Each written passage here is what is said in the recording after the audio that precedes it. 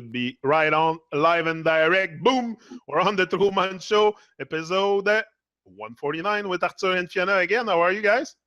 Good, guys. Fiona just had to go because someone just came on the front door, knocked on the door. Okay. I should be back in a second. That's cool with me. Good, Today we're gonna have a great show again. Great conversation for sure. We always have great discussion. I prefer use discussion, but no, even discussion I don't like it. We're gonna talk. We're gonna have a great talk. That's it. That's better. We're gonna have a great talk about self-obsession, but more about the remedy. You know, the remedy part in the self-obsession and me, my way of clearing my self-obsession. I think a lot of you know by now. Me, it's by being of selfless service to humanity. You know, that's the way I see it, being of selfless service to humanity. That's a great way to reconnect also with who I am, with what I'm supposed to bring here.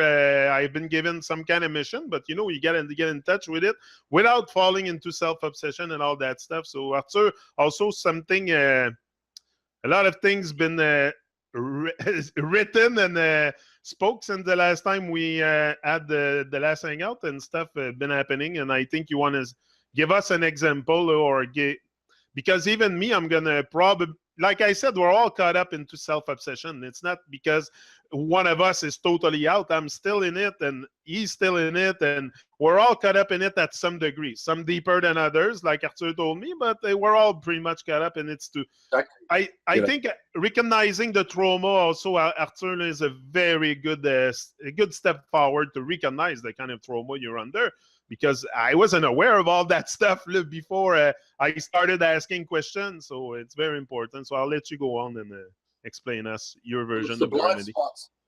The blind spots of self-obsession. And the remedy is to have no blind spots with self-obsession, because when we've conquered that, meaning when we've walked away from all of it and we're no longer coming out of that, we're free in the moment. So we'll discuss this, and we're going to use a conversation that transpired a few days ago on Facebook to give some examples. We don't want to get into naming names and all that. It's not about that.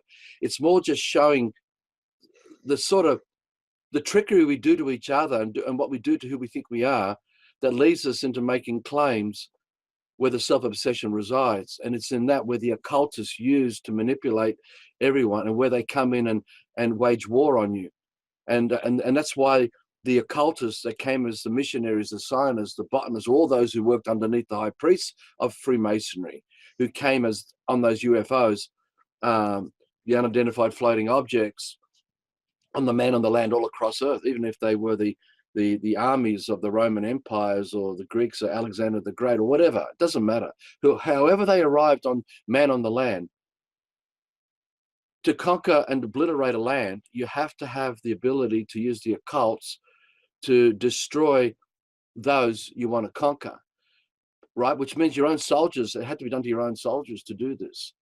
So there's, you know, I'm not claiming a blanket situation. This is exactly how it always happened, because the evil of the old ways it could have been that some just arrived and just obliterated another tribe.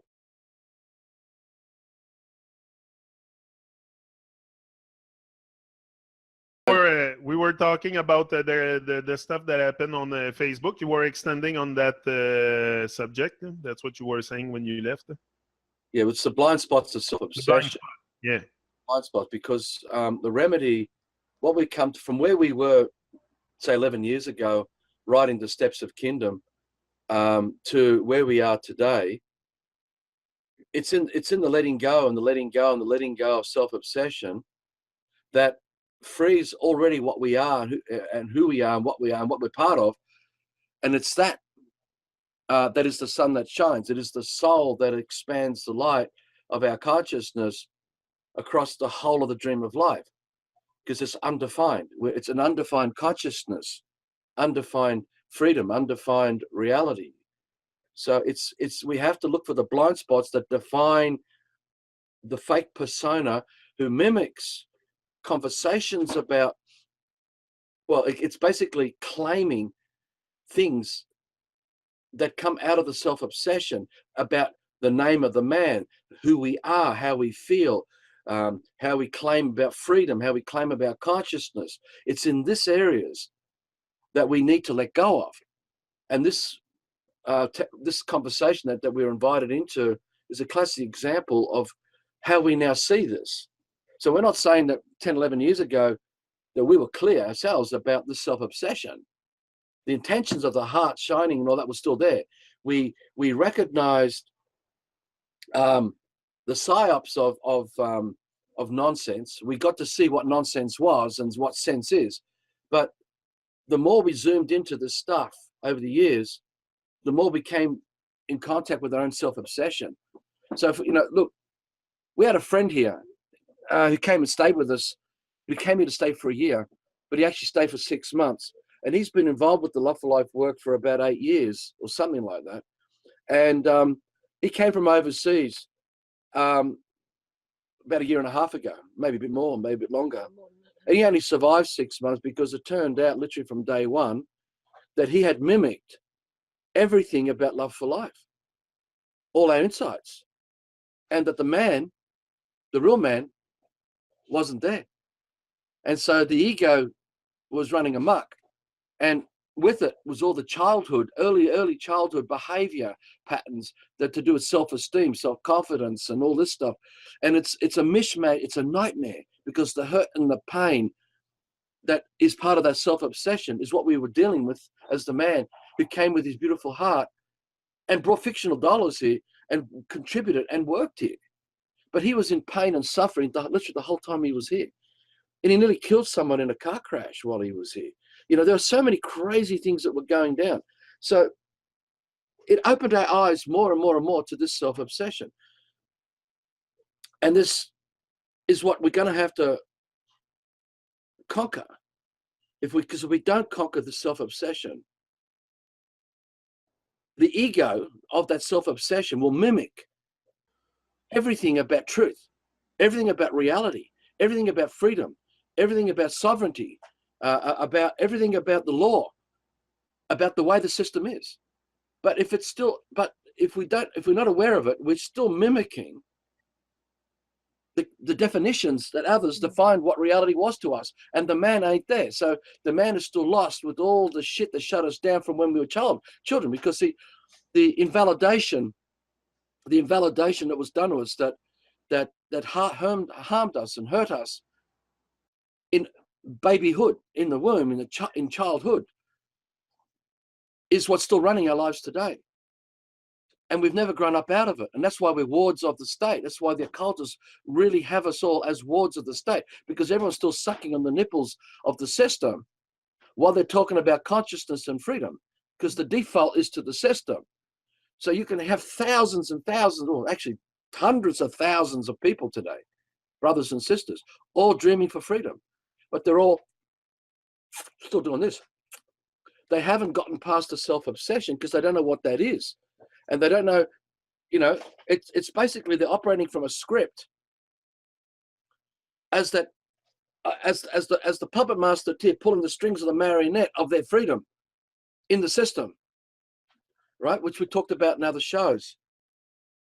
So I think Fee and I, we've had a series of eye-openers amongst lots of brothers and sisters who actually came here, because the Love for Life work has been really a process of being guinea pigs. We've been guinea pigs in many, many things we've been doing.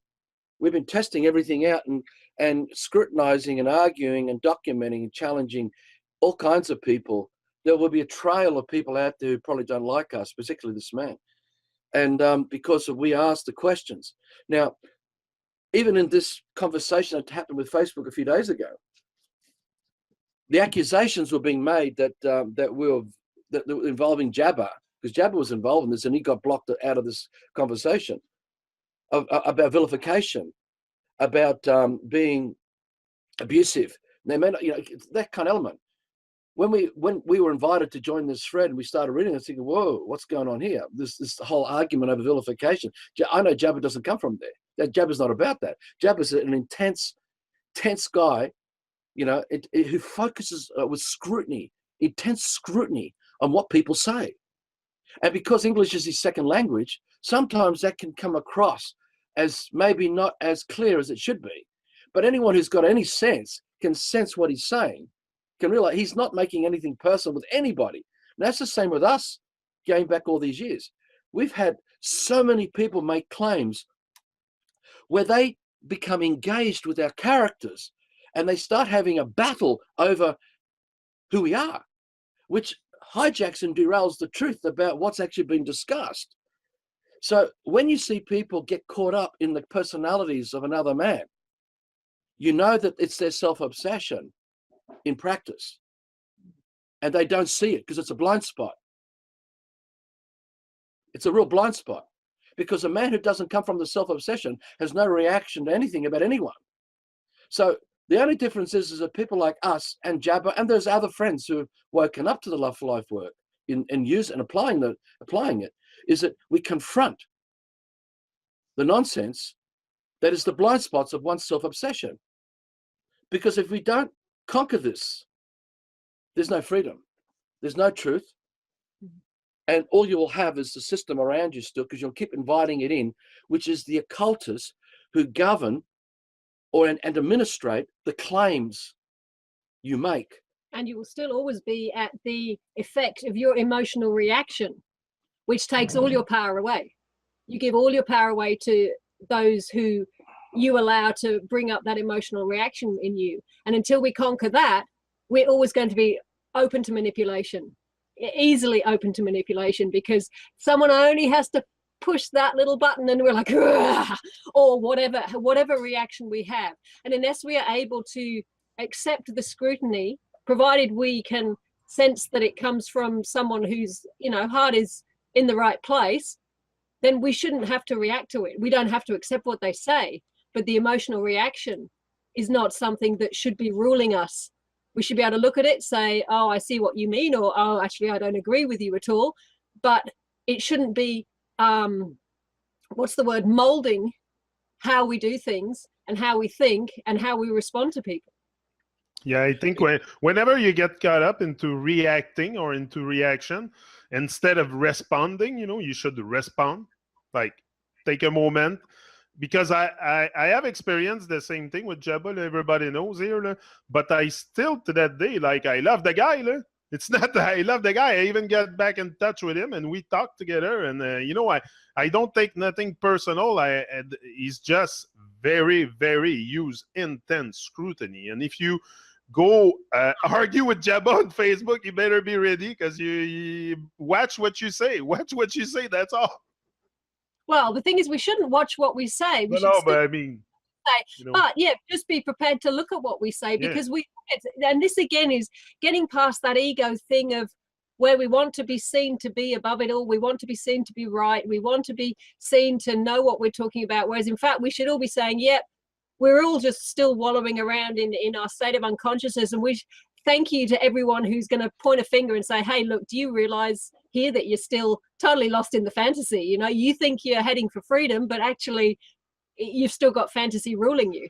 But the thing is also, we might also create more division. Once we become very, very aware of the self-obsession and others are not, you go and talk to them and then you cause more division, like what happened there. So what is the remedy for that? What is the solution for this? Like going to someone without causing division, because people sometimes react. And I did it. I reacted too when thing happened with Jabba. So maybe you can... Well, this is why we said again that, well, we've been guinea pigs for so many years, because we wanted to directly experience the truth for things. You've got to put it to the test. So vigilance and discernment with scrutiny, with that passion behind it, that's very intense, does not make us aggressive, doesn't mean that there's any emotion attached to it. It's simply going in and pulling out the blind spot that is a piece of wood that's stuck in your eye, and you want to pull that out, right? A splinter. There's so many splinters. Now, the thing is that when one engages in conflict, when you start coming up with arrogance, ignorance, when you start coming into denial and apathy, when you write people off, all these things are self-obsession in one who's reacting, because a man who's free, truly free, has none. It's the sun that shines. All hell can be breaking loose all around, and nothing is affecting the man. And he's not. The man is not even acting out a script of how to handle it. The man already is truly peaceful, calm. I get it now.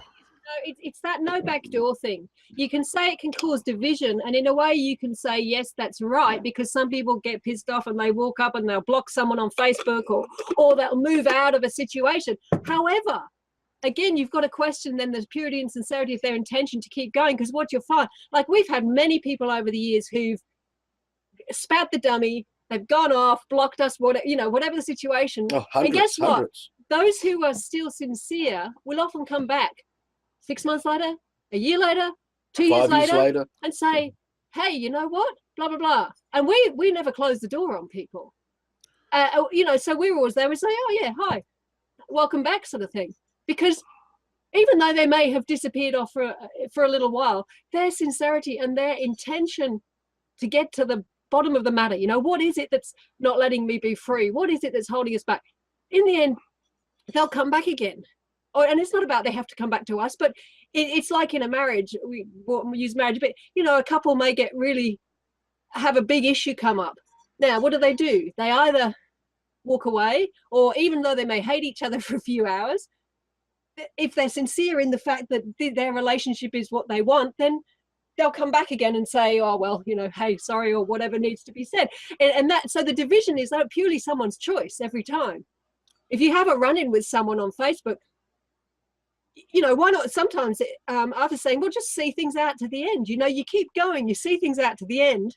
Often things can work themselves out. The division is the choice of the one who walks away. Yeah, but the important thing is, if we are, as he says, the one who shines, then they always have the choice to walk back again, because the sun will still be shining for them. Well, that's why they come back. Because that's what I see in that conversation. Like Arthur is comment, I read pretty much the whole thing. I didn't comment, but I was checking it. Arthur tagged me, so okay, what is that? What's going on there? So I went to check, but yeah, that's it. I think sometime, he who conquers himself is mighty, and it's about it. It's to conquer, that self-obsession is very, very important, and not to let it take over your life. Anyway, me, I think so the purpose of life is creating unique original souls. Now, this is undefined. Because I say that, it still does not define what that is, because each of us has been gifted with the legacy of that is the sun that shines, that is the true consciousness of man. Now, we cannot lead a man to doing that through definitions. We cannot stereotype that. We can mimic it. We can mimic the concepts of God. Now, it's like we talked about in last week's show. When people talk about God, it's man's thought that's projecting the illumination of God to wherever they claim God may be, or what God is and what God looks like. It's still man animating God. And that's the same when man animates freedom and consciousness. Now, the greatest problem is that we project the illumination of these storytelling over another man, over the forest, over the creatures. So he is like this, he is like that, she is like that, he said that, and he's being aggressive. That's all our storytelling being projected. She said that, and she's denying me such and such. Oh, what they said was not helpful to this thread. But that's all our storytelling that we are placing on top of what is going on.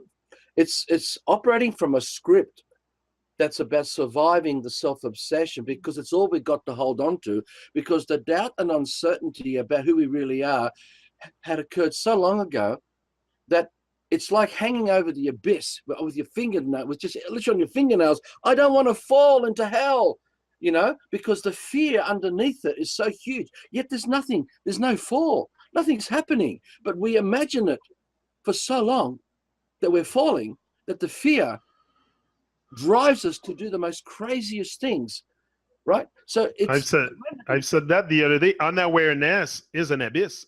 There's no end into. It's crazy, no? When we define reality to a child, we're training the child to fall into the storytelling of the definitions to form their reality. So, from so early in life, we are educating, instructing, suggesting things to innocent children with the intent to map out a reality for them, which tells them that who they really are is not there, and that who they must be is all the information we've provided to them. That is all that stereotyping, all that definition work. And so they hold on to that, and that is us clinging to the edge of the abyss. I cannot let go because this is who I am. This is my identity. This is the all-seeing eye. This is what I'm about, right? So the remedy is in letting all of it go. It's truly surrender because there is no debt.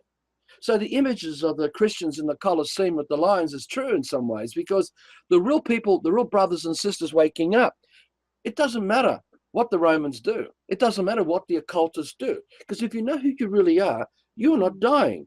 All those around you are dying. Those who are coming after your body, those who are doing what they want to do to you because that's the storytelling they're projecting over you, they are the ones dying. It's the other way around. You see, so to have no attachment to your body is to have no self-obsession. Yeah, sure, you can be vigilant, discerning, you can say no. But there's a certain point, man, when you've got 50 of them coming at you or 20 or 30 coming at you, and you know, unless you can develop, you know, superhuman powers and shift your body somewhere else, which we're capable of doing, right? You're going to have to deal with this thing. You're going to have to be smart. So what we do, we avoid getting into these kind of battles with these people. So we still use the internet 11 years later, in spite of the assassination attempts on this man, in spite of the kidnappings and all the abuse and torrent that's been thrown at us all these years, in spite of us actually being close to, you know, we went from a $4,000 a week income over roughly 20 years, you know, on and off, but mostly that kind of money, to nothing except Fiona's Centrelink parenting payments without having all the contracts, and we having no contract because I pulled out of the system, which I think we talked about in some of the other shows. The point is, the point is that you get to the point where you overcome the fear of death. And when you overcome the fear of death, you're no longer driven by the self-obsession. It doesn't dominate you anymore. It may still, the conversation, the chatter may still be there, and certain little things, but your heart is so strong that you catch yourself quickly because the speed of thought is so fast. You go, oh, no, I'm out of there. And that's what she says. People are sincere. They will keep going where the heart takes them. They'll keep going where truth takes them. And the falling away, the letting go of that self-obsession continues to happen. And the more we let go, the more we're already present to our living freedom because we dreamed that and we're being it. It's not defined. So we don't lead people to freedom. They need to create that themselves uniquely and be that, right? So this brings in that conversation with what happened during Facebook, where someone is making a claim on land in spite of the fact that they know the truth about not making claims. So on one hand, they're saying we need to make a claim and inform the government that we're taking this land under a lordal title, you know, under freehold. The fact you're even making such a claim means that you're still in the system. You're relying on the definitions of your relationship with your self-obsession to do it, which means that you're still in Caesar's world. You're still in that world of definitions under the occults because you're still attached to the idea that you need someone else's approval, even if it means that it's invisible, where they don't appear with their force upon the land. You are telling them to please stay away from us, leave us alone. We're going to do something with this land, whatever the intentions may be, right? Etc., which to me invites them in because you still don't know who you are. You're still in the obsession of the definitions about land and the definitions of who you are as a man on that land. And this can all be done while you're still following the script of freedom, as it were, as in they talk about we're denying the fiction. Literally those words, deny the fiction. And yet they're going to the fiction and using the fiction and using everything by making claims. And they're saying things like placing alleged government and public servants. Now, just because you put the word alleged in there doesn't mean you're still not kowtowing to them as masters, because you obviously are if you're writing to them. Otherwise, you don't need to write to them. You still have doubt about who you are, because if you know who you are, there's no claim to be made with anybody. You're just on the land doing it already. You don't claim anything with anybody, which means you're truly free. Now, the key to this is you're not processing a curse. Because when you make a claim, you're processing a curse because it's a lie. And while you live the lie, the occultists who are the gods of the realms of the curse, the realms of Wonderland, Fantasyland, the world of definitions. This is why they gave everybody a name, registered with as a trademark, right? And by association to the CESTQ Trust, form the relationship with a driver's license, with the, as in the birth certificate, as in with the check account, the credit card, the bank accounts. This is a curse. And that is self-obsession, because you still don't know who you are. You still don't have the ability to let go and live in the moment without the definitions defining what that is. You are. You just drop it. So you don't go in and make claims under the name. Because when you do anything on a piece of paper, you're already admitting that there's someone else out there, right, that you're answerable to. Even though in the script you may think that you're not. You're still answerable because you're still compelled to perform for someone else. And here is where the occultists have got you. And that's what they did, is they came as missionaries, scientists, and botanists to all the tribes of land. They worked in to see how they could come at what angle to get the tribes to claim the land, claim who they are, claim anything. Because the moment those claims are made, they are saying to the occultists, I do not know who I am. And they come in with the administration to deal with this, because they believe, the occultists believe. So hold on. So reclaiming our power is fantasy too. Yes. Exactly, because I was just thinking, imagine you're living on the land, you've never had a thought of ownership of the land, because just living on the land is what you've always done, and someone comes along and they start setting up their tents, their order, and they say to you, is this your land? Now, you've never had that thought, ever. So what do you say? You sort of think about it. Is this my land? But just imagine then those people, and you might say no, but then they start moving in, they start bringing their stuff in, they start disrupting your peaceful life on the land.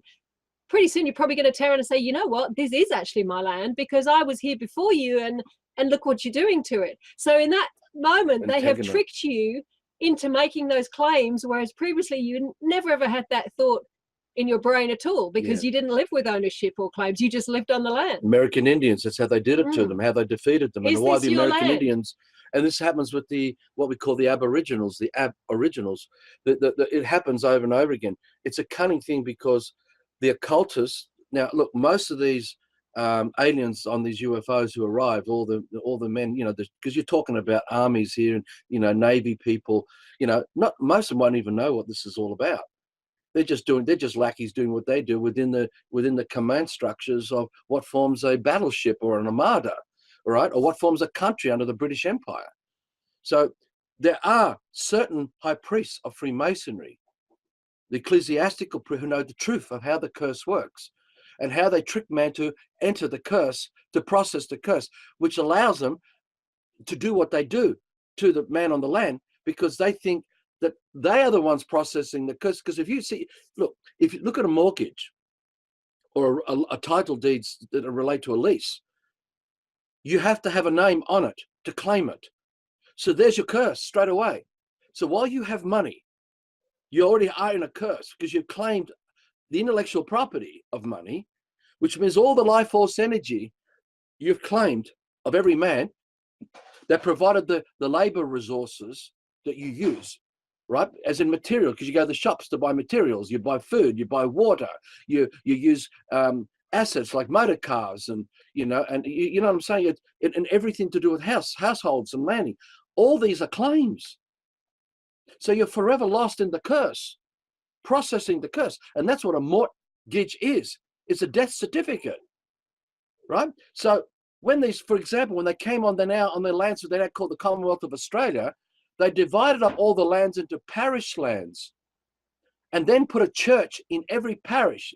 It doesn't matter which particular denomination, whether it's Church of England, Roman Catholic, whether it is Protestant, it doesn't matter. There's so many different ways. But they then put a priest in the church to deal with the original sinners, because the original sin is the claim. Is the claim itself, because it's in the claim that you've accepted the self-obsession, the fake persona. And it's in there, you've entered Wonderland as the fake person under the administration of the occultists who govern Wonderland, because you're inside that Wonderland world now, operating in their statutes, right? So this is so cunning. They are brilliant. It's clever, but they've got to get you to make the claim. But if you know who you really are, you can hold a bigger picture of the dream of life and have them process the curse, because you don't have any attachment to what they dream for, what they choose to do. Even if it means taking your body, you allow them to process the curse, because you say, you have free will, brother. You have free will, sister. You have the free will to experience the outcomes of what you dream for, and this man holds that for you. Allow you to experience your own processing of the curse. In that way, you are not trapped in the self-obsession. You're not trapped in the way also we let the evil people have the dream of hell, and we focus on the dream of life. That's what you're saying. Exactly. But that means you've got to be selfless, because you're already on land. So you don't make a claim about land, and you don't use the name in association with anything, because you're not a name. The man is not a name, because the name is a definition. And if you claim the name, you're already in the curse. And so that's why they gave everyone the name from so young. And because remember, they mapped everything out. Everything was mapped out, everything. So everything that's mapped out is a curse, because it's a claim. And it enters you into Wonderland. So every ABC 1, 2, 3 thought in your head is a curse, is a claim. So you've got to know who you are, so that you can use the darkness, but you're not of it. You're in it, but you're not of it. Right? And when the occultists know that you're like that, it's a nightmare for them, because you are holding their curse upon themselves now. And you're telling them that your children, you will all experience the outcomes of what you dream for, as much as you want to devastate your brothers and sisters amongst you, because it's not about the land. It's not about a land that we call Canada, America, Australia, or the states of different, whether it's Quebec or Montreal, whatever states you call over there, and cities. It's not about numbers and street numbers. It's not about suburbs, right? It's not about bank accounts and credit cards. It's not, it's not about any of this stuff. No matter what has been defined for you, it's about who you really are. And if you know who you really are, you are undefined. You are not self-obsessed, right? The occultists use self-obsession in the most cunning ways. They slip in. You got to remember, our ancestors were in paradise, yet they fell. How did that happen? How was that possible when they had everything, with magnificent consciousness, with everything so perfect in that way, undefined perfection, right? So how did they fall? And how, ever since the descendants have had great difficulty returning. And in all the books of the holy books and all this, everything you find, there's this hope and dream returning to your God, to your Savior, to your Messiah, while you're on the land, underneath the administration of the occultists who run the system under the church.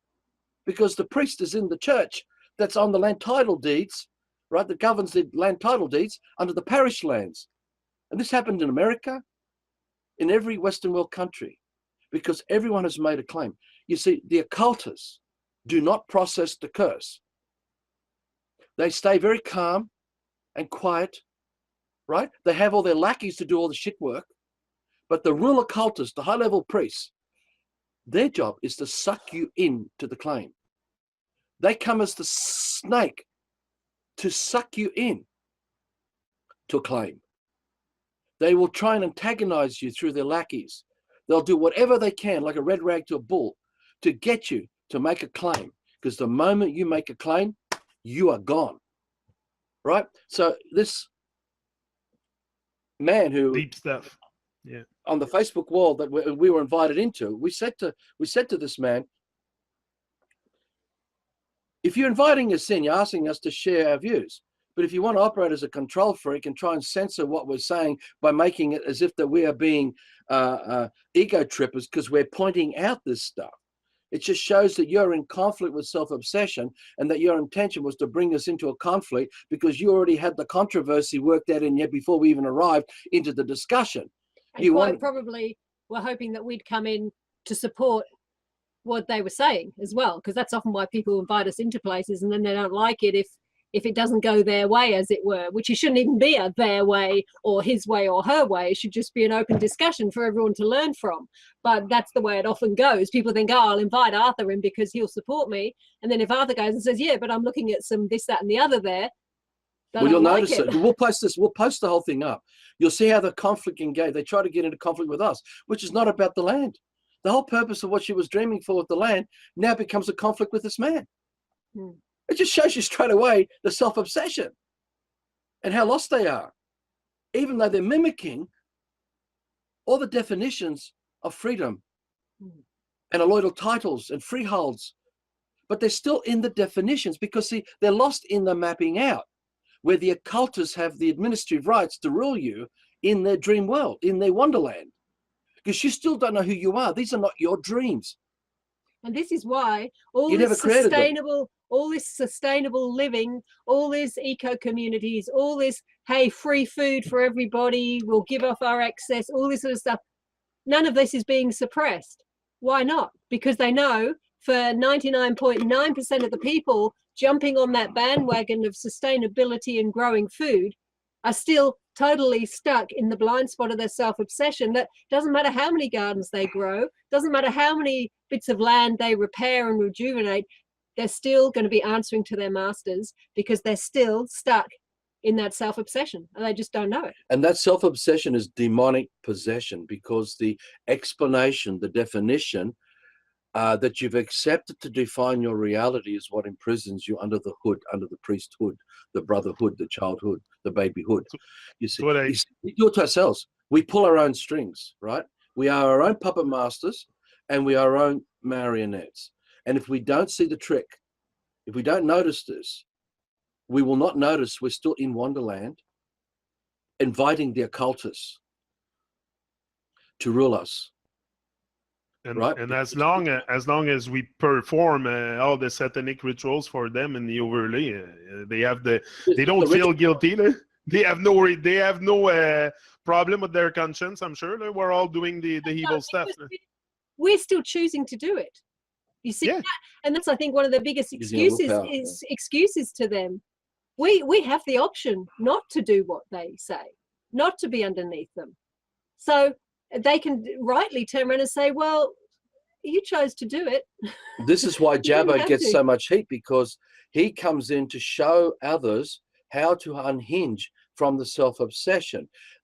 Those who he's directing it at in the conversation are taking it personally because they're still attached to the self-obsession. They're still in the dream world of definitions that define who they think they are. Jabba's going in saying, no, this is not who you are.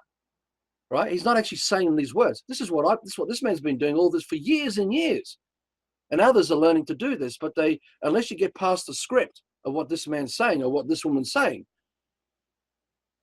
we will still be in the dream world under the image power of another man. And we still don't know who we really are. The confusion still reigns, because it is the confusion that is the chaos that provides the occultists with the justifications of their order to that confusion. So they come in with administrative rights. They come in as representatives of authority, because it's an author of rights. They may offer you the rights, R-I-T-E-S, because it is a satanic ritual.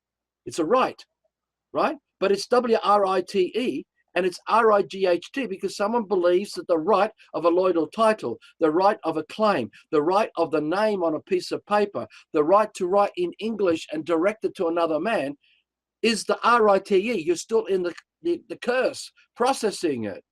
You still don't know who you are. The remedy is to drop all of this, because we are already on land. All of us on without self-obsession, can we come to completely know who we are? Yeah, because you're gifted with it. But that means you have to unnavigate what was navigated as all the mapping out that we entered from so young in the womb. We have to unhook from all of it, because we still don't know who we are, because the definitions is multi-layered, that forms the background to the system where we're glued to it, because that's where the self-obsession belongs. The fake persona, the name of the man is there. You see, We don't need a name to breathe. We don't need a name to eat. We don't need a definition to live. You don't need the name to be the sun that shines. Exactly. It's like when Scott said in reply to what you posted the other day, you know, you should be able to be in a cell being tortured daily, but you still have a choice to be the sun that shines or not. And if you're not, then you're in self-obsession because you're thinking about what's happening to poor me. I'm being tortured and it's horrible. And you I'm believe stuck you're in this dying. cell and yeah, I'm dying and this, that, and the other. Or you can still be the sun that shines and smile at your torturers every morning and ask them how they are, you know? Look, all the remains of the last time these nutcases did what they tried to do to create a one world order, a one world government, a one world system, you know, all this stuff. It all was destroyed by themselves. They destroyed everything because they were lying. They were all processing the curse. It just needed some brothers to hold that dream for them so they can experience the outcomes. But for a man or many of brothers and sisters to do that, they have to be selfless and willing to sacrifice everything, right? Which really is no sacrifice, because when you know who you are, there is no sacrifice because you're already being it.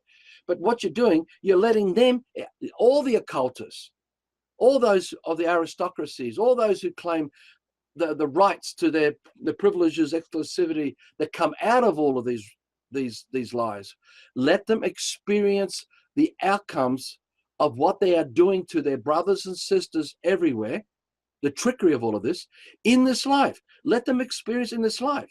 And the absolute devastation to the whole of their world literally ended overnight. Like that, gone. It was that quick. All right? Yeah, sure. The waters came down, the waters came up, the earthquakes appeared, the earth fever expanded. They experienced the outcome of their distorted dreams. They experienced the creation of what they were creating because they needed their brothers and sisters to be the slaves for them to build this fantasy world and to set themselves up as the kings and queens and the higher powers of this authority, right? It was all obliterated in one hit. Now, it will happen again because there are some of us already holding that dream for them. So we say to you, you are my brother. When you talk to, it doesn't matter who you are, whether you're the Pope, Black Pope, it doesn't matter who you are, King, Queen of England, Prince this, you know, CEO, stockholders, under federations of trusts and, you know, and it just goes on. You hold the dream, you say, you're my brother. You have the right to create whatever you dream for and to experience it. I give you that permission too. And I hold you to that in this life. So your dream becomes higher and more beautiful than theirs.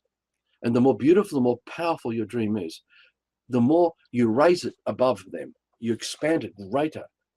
So basically, you are bringing them into your arms and say, you experience your own death now, right? Without any attachment. There is no anger, there is no retribution, there is no jealousy, there is no vigilantes, stuff going on, nothing.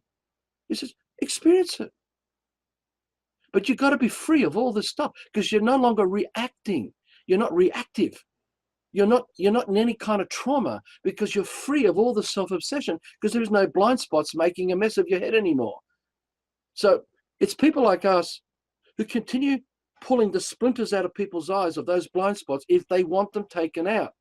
But they got to do it themselves. We'll help them. We'll lead them to where it is. But they got to take it out. And we'll inspire them to take it out. Even help them hold their wrist and help them pull it out. Yeah. But they got to do it themselves because otherwise, look, this man has the ability to observe demons of these obsessions in people and take them out of people's bodies. I've been able to do it for a long time. This man stopped doing it years and years ago.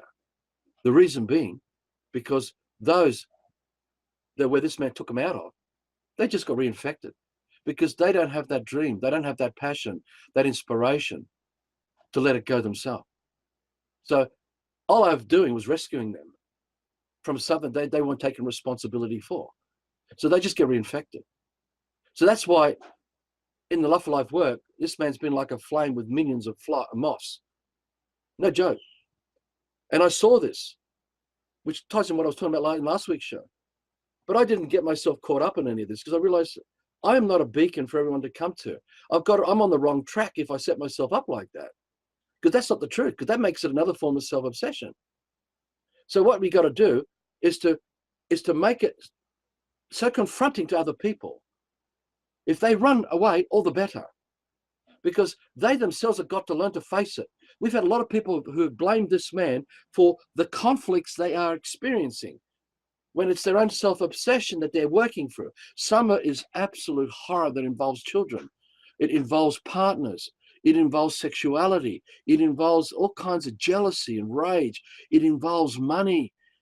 But all this is the processing of curses, right? So even the free man sovereignty movement that we identify today with, it's still a curse, because everyone was led into the mapping out that defined that freedom for them, that mapped out the illusion of what is a constitution and law and the way statute laws work, and just basically the way the whole of the occults work. But they still haven't been able to let go of the name of the man and the attachments to all the definitions that defines that reality. So when you're on the path of working through this and you come to realize that the name is a fiction, and that the person, the straw man, is not real, that it actually is the intellectual property administrated by the Freemasons, the occultists, and their world of blue collars and white collars, right? Or the brainwashed lackeys, drones. You get to a point in all of this where, and I sort of lost my train of thought here, but you get to a point where even all of that has to be let go of, because you're still in the mapping out of the definitions that defines who you think you are. So basically, all the mapping out are each a paver of the yellow brick road that you project before you, and you're walking down that yellow brick road in the land of Oz, or Alice through the looking glass. You're still creating the looking glass of all that definition that forms the all-seeing eye, and you enter inside it, claiming that who you are is there, in it.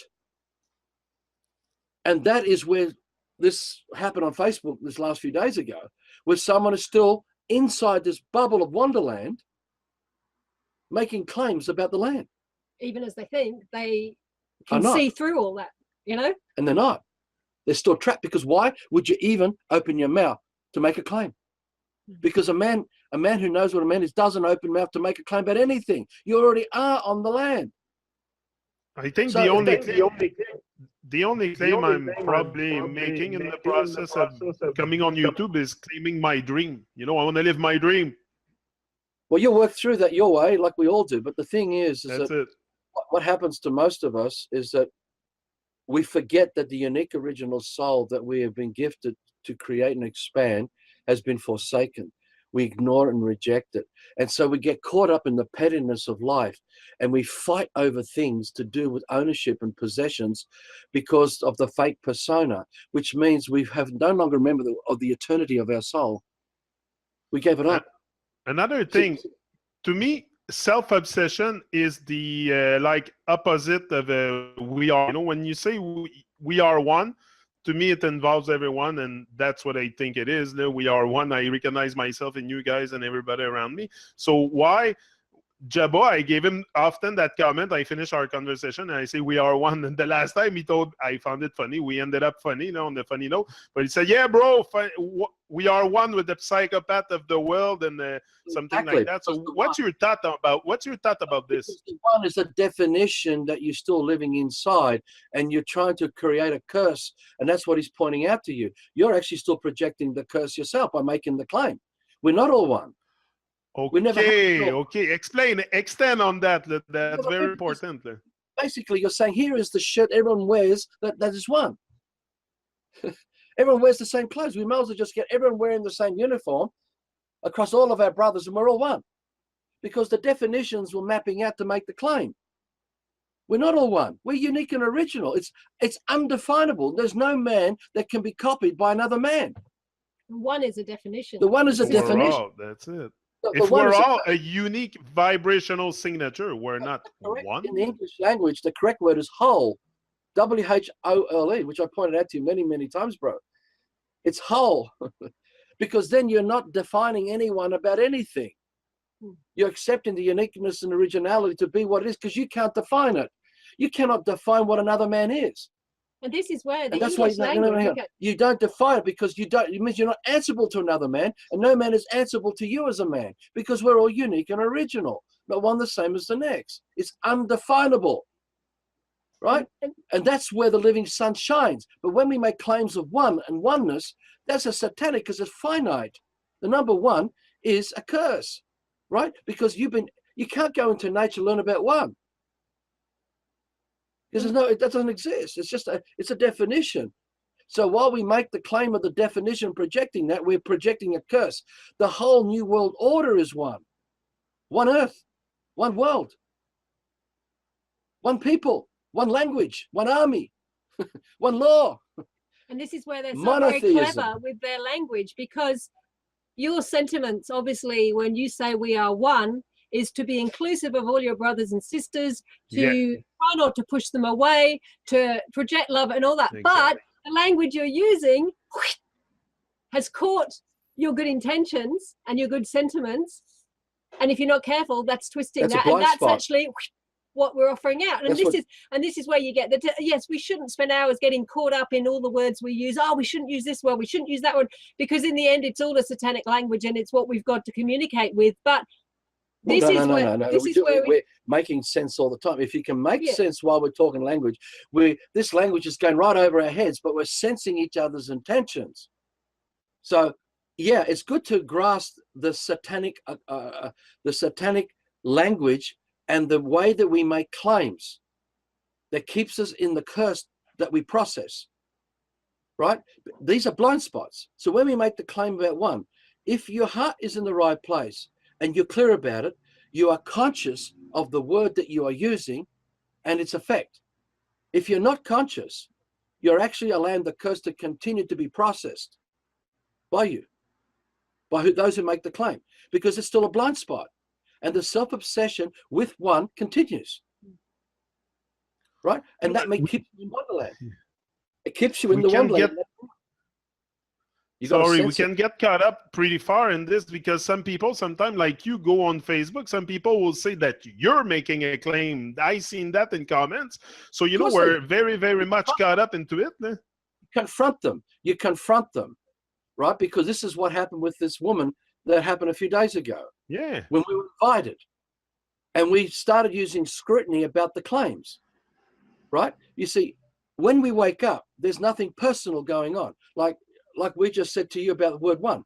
If you know who you are, it's just going right over your head, all the words, but you're sensing our intentions and you're looking at how the blind spots are being revealed to you so you can let it go. There's no conflict, because we're not interested in engaging in a conflict with you, because you're our brother. But it's the love, it's that unconditional love that comes to make clear about the language that is satanic, where the curses are being operated. So what's happening? The intention is to expand consciousness, become more conscious of the unconscious, that is the blind spots of the curse that one is still processing.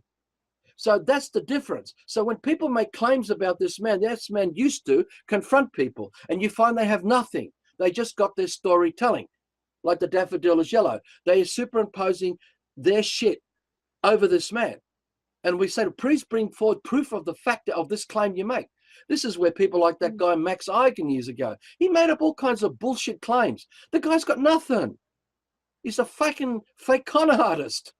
And there's so many people like this out there who are lying and lying through their teeth. And we document everything and we put it all up on the website so others can observe if they want to learn about these things, to show how the occultists operate. And remember, the greatest lie and liar is the one closest to the truth. They cause the greatest damage of all because others learn to trust them, meaning they trust their claims or the invitation to make claims, so they make claims to get sucked into the curse, right? This is the same as those Freemasons that arrived on those UFOs on the land, man on the land, and began to work on ways to get the man on the land to make claims. The occultists come on Facebook. They come to create conflict, to get you to react. You do not react. You can confront without reacting. You can confront your accusers and ask them for the evidence that backs their claims. So it has to be first-party evidence. Their say-so is no different to someone who has a belief in God. We don't want to hear from your belief in God. Bring forward God. Let's hear it from God's own tongue directly, not from a man acting as an imposter of the claim. So when people make claims about you, you confront them from this intention. Bring forward the evidence that this man is a cult leader. This is what people have said about this man. Bring forward the cult. Where is this cult operating? What's the address? What's the bank account? Where are all these cult followers working? Where are all the rewards and riches of this cult providing for this man? Where is it? We have no problem about you making the claim. Back it up. Where is it? Because if this man's a cult leader, let me finish. If this man's a cult leader, I would like to learn if that's the truth so I can walk away from it, because I always go where truth takes this man. I refuse to go where the lie takes me. So if I've got a blind spot, I welcome my brother to open me up to a blind spot, and I will go where the light takes me of the truth. So that's why you confront your accusers, right? So it's the same thing what happened with this Facebook thread a few days ago. You start broaching what people claim. You challenge them. You challenge them. That's what Jabba does. That's where Jabba woke up. A lot of people don't realize Jabba's more further down the road of this waking up than most of us. He really is. He's still got anger. He's still got his issues. But we have to consider something with Jabba also, his experience in life. He was a major reggae artist on the scene for like over 20 years, I think, and suddenly... It doesn't matter. It doesn't matter. No. But what I mean is suddenly he realized this whole thing. Like that's what you say. He's further down the road than all of us because of his experience. Experience will bring you wisdom in life. No, it's not a claim that he's better than someone else. No, it's just he has had the determination to practice this, to work it out. He's been on the coalface chipping away at this for a lot longer. Most people go to work. Most people sit around talking and dreaming. They're not on the coalface chipping away on the front line. I mean, look, this man is further down the road, literally everyone. I can say that because I've been doing it for 11 or 12 years. That's why this man can argue with anybody. It doesn't mean that I'm better. It doesn't mean that I'm first before anyone else. It doesn't mean that I seek glory. You know what it does to people like this man? We carry more responsibility. We carry more, if you want to call in the system, the waking life demands on this man, because people write to this man, people ring this man, people want to engage with this man, because the more this man brings it out after all those years on the coalface, my life is absorbed with other people wanting to work through their stuff. So this man's got to be very discerning about which ones I take on and which ones I don't, because I've got a life too. I've got a wife, I've got kids, I've got family, gardens and other things too. So it doesn't mean that we've fully got it together, that we're the best. It just means that we are more clearer about these things, these arguments, these discussions, because we have put the effort in. We put the due diligence in. And it's also being prepared, which Jabba has been, to look in the mirror, which is the sticking point for many people. He's been prepared, and because sometimes we've had private talks about it, to look in the mirror and face the true ugliness of his self-obsession, and which he still has. We do it to each other. We force the mirror in front of each other sometimes and say, look at this. People don't realize there's your self-obsession. And it's uncomfortable and it's painful. But because of the determination to see it out, we're prepared to keep having the mirror thrust in front of our faces, even when it's very painful. And that's often the main difference. It's like, are people, like in this Facebook thread, the woman's response to Jabba could have been very different. She could have just kept questioning him. Why are you saying this? I don't see what you're saying. I don't get it. I don't get it. Why Can you show me? The same when Arthur came along. Why could she be saying, look, I want to learn. I don't get what you're saying about what I'm doing. That's honesty. Instead of going into emotional reaction, and become a control freak and shut people down. Do you realize how many times this man has confronted Jabba and ripped the lie of Jabba? You realize how many times this man has done it to Jabba? If you realize the amount of times, Jabba's secure in his heart. He can handle it because he knows there is no real knives of intent to harm that man. All that is happening is we are addressing the inculcation of the self-obsession that has imprisoned Jabba under the cloak of all those definitions that define the fake persona, the rock artist, the rock star, all these things. This is why he's going through a lot of pain. Jabba will tell you he will be experiencing a lot of pain because he's seeing it even more clearer now than ever before. And he's going to realize who his real friends are. He's going to realize all kinds of things now, which is what we've been going through for years. But this is all comes with the territory of the remedy. This is not to recreate more fires, small fires where you get distracted putting them out. It is a true commitment to using vigilance and discernment, attention to detail, to see where the blind spots are and let them go until we are free of all this shit, right? Because that's where the remedy is. And the true thing as well is that not taking anything personal. The other man, Raymond, what's his surname? Kozowski. Now, I don't know if listeners have come across him. We've known him for years, and I would not be able to count. 12 years. I would not be able to count the amount of times him and Arthur have had massive run-ins, arguing. In the early days, they'd be effing and blinding at each other all over the internet. And yet, you know what? We have huge respect for Raymond. He has huge respect for us, and sometimes he might write to us and say, "Hey, I think you've got it on the nail. Hit the nail on the head. Great." Other times he can write to us and say, Arthur, you've missed it completely, blah, blah, blah, and say his point of view, and they might have an engagement again and blah. But there's no disrespect there. There's no loss of love. Well, however it finishes, even if it ends up with them going at each other, they know underneath that they still fully love and support their brother. He can come knocking on the door. Exactly. He can open the door to this man's life and say what he has to say. But what they are not caught up in, is the political correctness of not being able to disagree, which is a huge thing in our world today that we live in. We think it's bad to have an argument, bad to disagree without all sorts of new age bullshit language, making it sound like it's okay to disagree. To shut you down so you don't. You know, the real true friendships are the ones where you can have a big go at each other and be safe. You know, it's not personal. And be safe. It's like your children. Your children should be able to turn around and say, "I hate this and I hate that and the other." If they can do that, you know they're safe. They feel safe enough to express themselves. If they don't, and that's the biggest thing. Most people do not feel safe enough to express what they're really truly feeling about a situation. So they put up a front and fake it, right? And that's what happens just about everything we engage with in the system. It's true. They have fake fronts. Yeah, I haven't bring back up that story, what happened with Jabba and me, but there's something happened. But if you don't claim, if we are not, because I just want to overstand the whole thing. If we are not to fall into claiming that someone is this or is that, or defining another man or another man, or, you know, things like that. If Jabba is so aware, so why did he do that video on me? I've never seen the video, but I just seen the title, and he's redefining me as being Tru-Mon instead of Tru-Mon. So it's a claim. This is where you got it wrong. He didn't do that to you. I watched that video too, and I got it. I can see exactly where he was coming from. I didn't watch it. Oh, we watched it. How would you know? We watched the video after it was pointed out. We didn't know it was been up for all that time, but he was not coming from any of that. He was just showing the definitions. These are our words.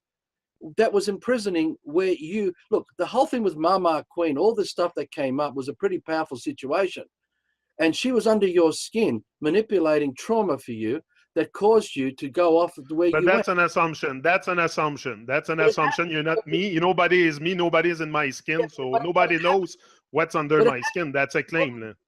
It happened because the evidence is there in the work. You can see it. It's clear in daylight. But the point was, one starts to become very protective of these things. When you wake up, there's nothing to protect because there's nothing to lose. You see, and there's a whole lot of other stuff. This self-obsession stuff, this is what came up for this woman the other day. This is going to come up because this is where the remedy is. When we can confront these things, when we can really see it, we overcome the fake definition of what is a happy man, the fake definition of what is a peaceful man, the fake definition of what is to rise and shine, the fake definition of what is love and what is a good man. We got to get past it. Like I said, we had a guy came here who was brilliant in confronting people over the internet, using the insights of Love for Life and many things. And we, and over the years, we felt, oh God, this guy must be really progressing. Wow. And he wanted to come and stay with us. But when he arrived here after all these years, and we looked at him as one of the, you know, wow, this guy's really been on the coalface and stuff for all these years. He came here loaded with an ego trip, totally mimicking love for life. He was able to do it in his head, but he couldn't live it and be it and walk the talk as the man himself. He couldn't do it. And that's where Jabba's coming from. That's where we're coming from. Most people don't know how to really walk that talk. That does not deny the fact that, you know, we're not having a go at you. Because yeah, it's not totally clear. Even after what you explained me there, it's still not going through why he did it. Like, why do this? Why? Like, I don't get it. I don't get it. You got to explain this. You got to go deeper because I don't get it. The definitions that define who we are. I don't see why you do this. And what's happening. Look, when you look at what happened with this woman, you'll see how often she reacted. Now, Mama Queen was brilliant in this manipulation. This is what they are called. That's why she's a priestess of the snake. She comes in to manipulate these things and to manipulate these blueprints. It's what the occultists do. Yeah, but it's nothing I felt. I never felt that. I never felt manipulated. This is what I kept saying. And even that day we talked together, I told you I never felt manipulated. I'm the one here feeling having interacted with her. That all I'm pointing out to you, look. Okay, let's talk about you now. You can be so impressionable that you'll not agree with things that we say, right? And I noticed that in one of your videos, I don't agree. I want to overstand. You know what? How many people come to us? Only some people come to us and they nod and say, because they really don't know what to really say. They're not comfortable enough to be able to be really sincere and be able to directly express the truth of the bigger picture of who they are in conversation with another man. Most people will nod. Like when I ran business for 20 years, and I had many hundreds of staff over those years, many hundreds of staff over the years. The amount of times you'd communicate and some would nod, but the communication wasn't there. It's the same with many people we meet. They nod because they don't know what else to do, because really they don't yet comprehend and understand what's going on. Or don't always understand, but they don't yet comprehend what's going on. They just fake the nod. So the communication is still broken. And then they go on and fuck up in whatever it is you pointed out to them not to do. They still go and fuck up in the garden. They fuck up with... I don't want to understand. This is the thing. I don't want to be under. I want to overstand the whole thing. So that's why I'm saying that. Look, you are your own man. But you got to, like the rest of us, what we're saying now is what we still do to each other. Yeah. In spite of what people write to us with all these amazing things people say about us, they don't realize you could call it the war zone of our own conflict, where we continually confront each other about parts of our self-obsession that keeps coming up in our behaviors, because it's so ingrained as a pattern, it's so automatic that we, to become truly conscious, we've got to become aware of all these instant reactive things that we do, because we've not had the time to stop and observe it. And I think this is where possibly we have, I'll say we've been very lucky to have each other, even though a lot of the time you lit up.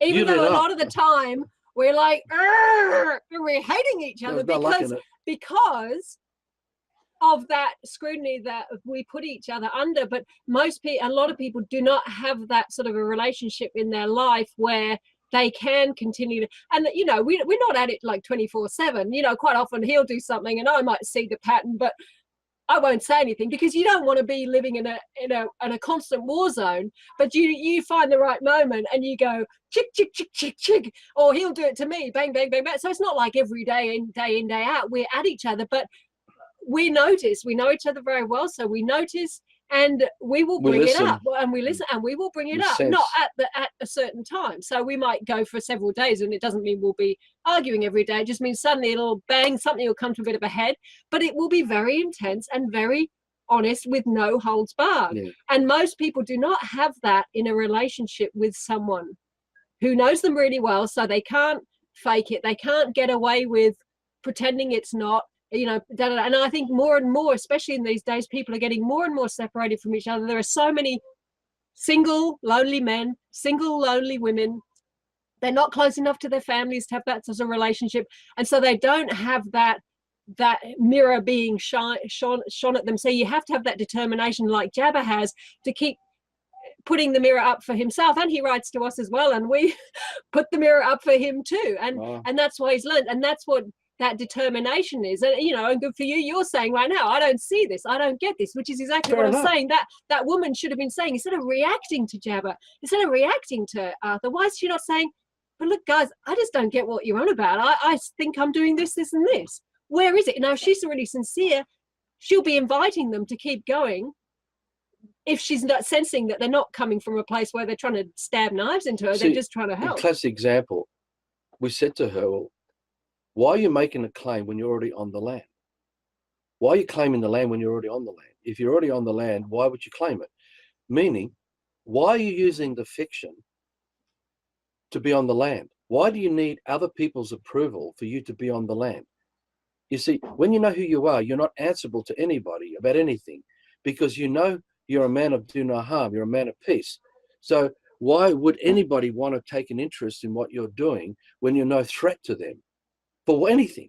So unless there's some intention, some malevolent intent going on somewhere that could impact the forest, that impacts the children of the tribe that we are part of, that impacts brothers and sisters of the tribe, that impacts anything, we have no interest to be involved in you being on the land, because no one owns it. We're all custodians and caretakers. We're all that shine, that light, you see. But in the system, being raised up by the definitions, we have formed fake personas that look so much like the real thing, but it's still not real, it's still fake.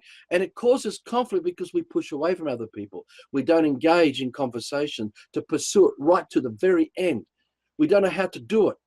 We give up because the justifications of the ego ends it so early in the piece. So we never ever go to the very extreme. People live with me, and to tell you the truth, when I can get into a rant about a situation and I will unload until I'm out the other end of that rant. But the whole rant was holding the bigger picture of what this man felt was going on.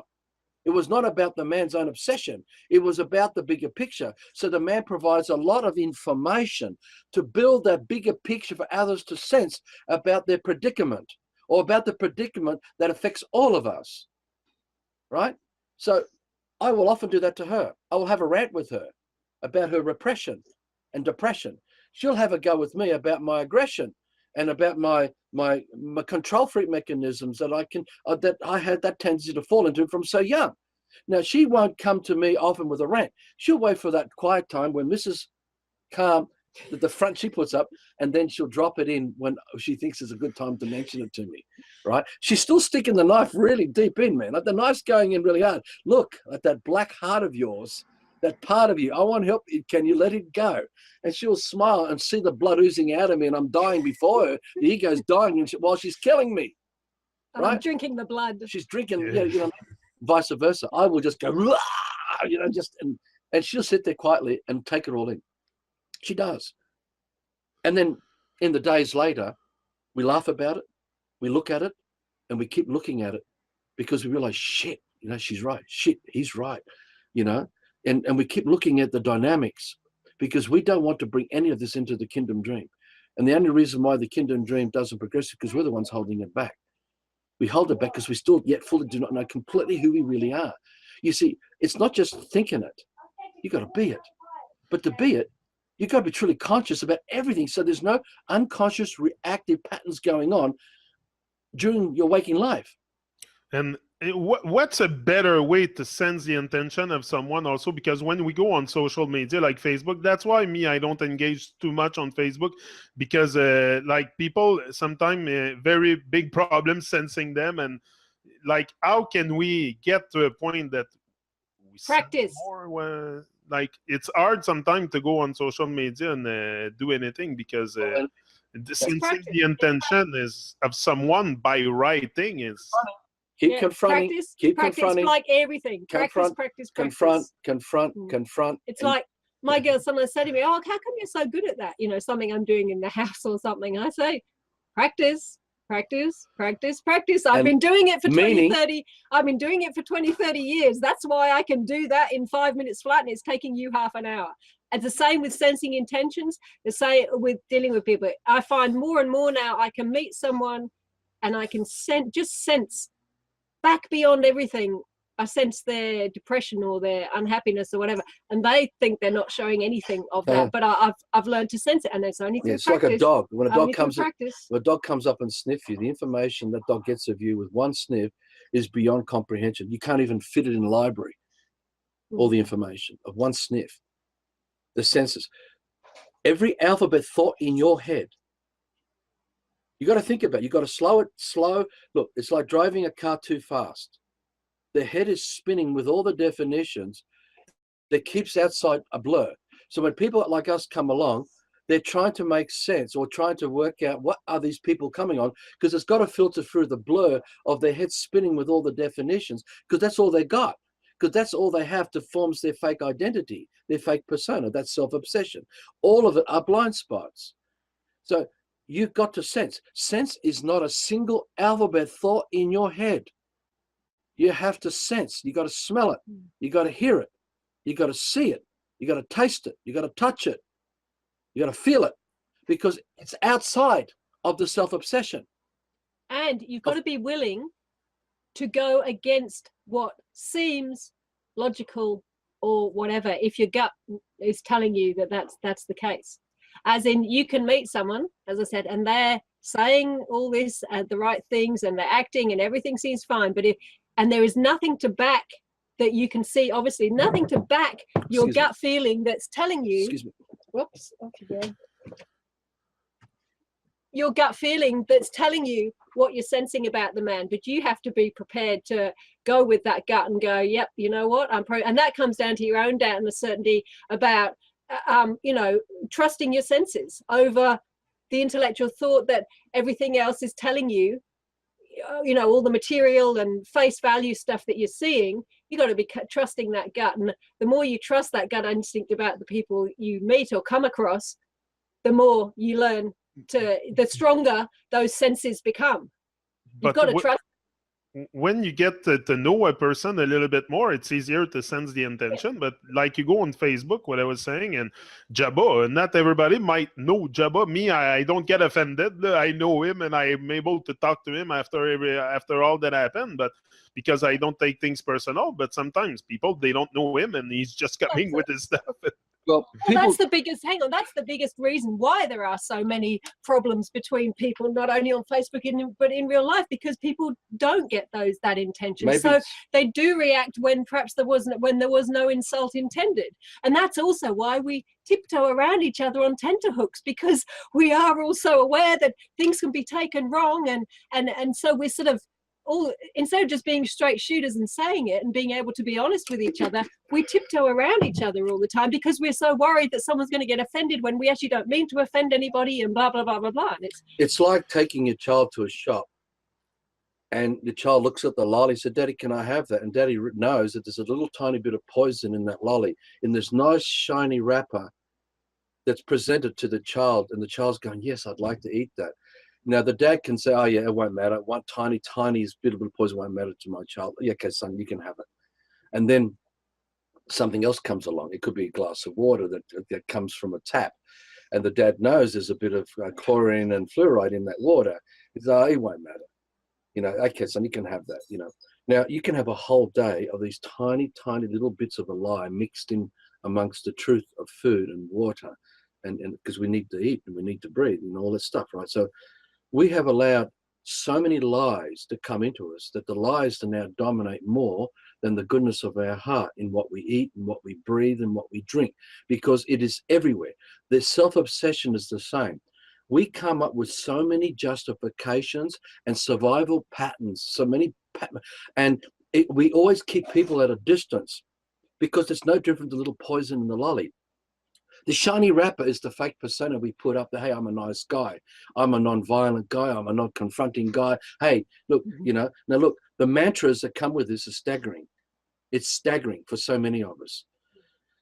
If we do not confront, now, if the dad was really responsible, he'd say, listen, I don't want you to eat that because it does carry harm inside it. And the harm, look, I'm going to take you to a children's hospital. I want you to see others out there in the world, what's happened to them, right? Because the byproducts of vaccinations, of the inculcation of all these definitions, the trauma that all comes with it, has created it's like the biggest, the cauldron of the witch's brew. And inside there's the cackling witch going, I'm going to fuck you all over, put you all under my spell. And every drop of water is that lie. And she's going to get you to drink it and take it. And this is all the curse. It's all that inculcation. It's all that definitions. We run around with a fake persona. If Fiona and I were with you for a while, I'm sure we could prick your bubble. We'd have no problem. I know my life is cursed. I told you. Yes, but the point is not because we want to be right, because we're sincere, that we don't want the lie to mix amongst us, and we don't want our own lie mixing amongst us, because we want to be free of all the lies. The dream of kingdom is to be free of all of it.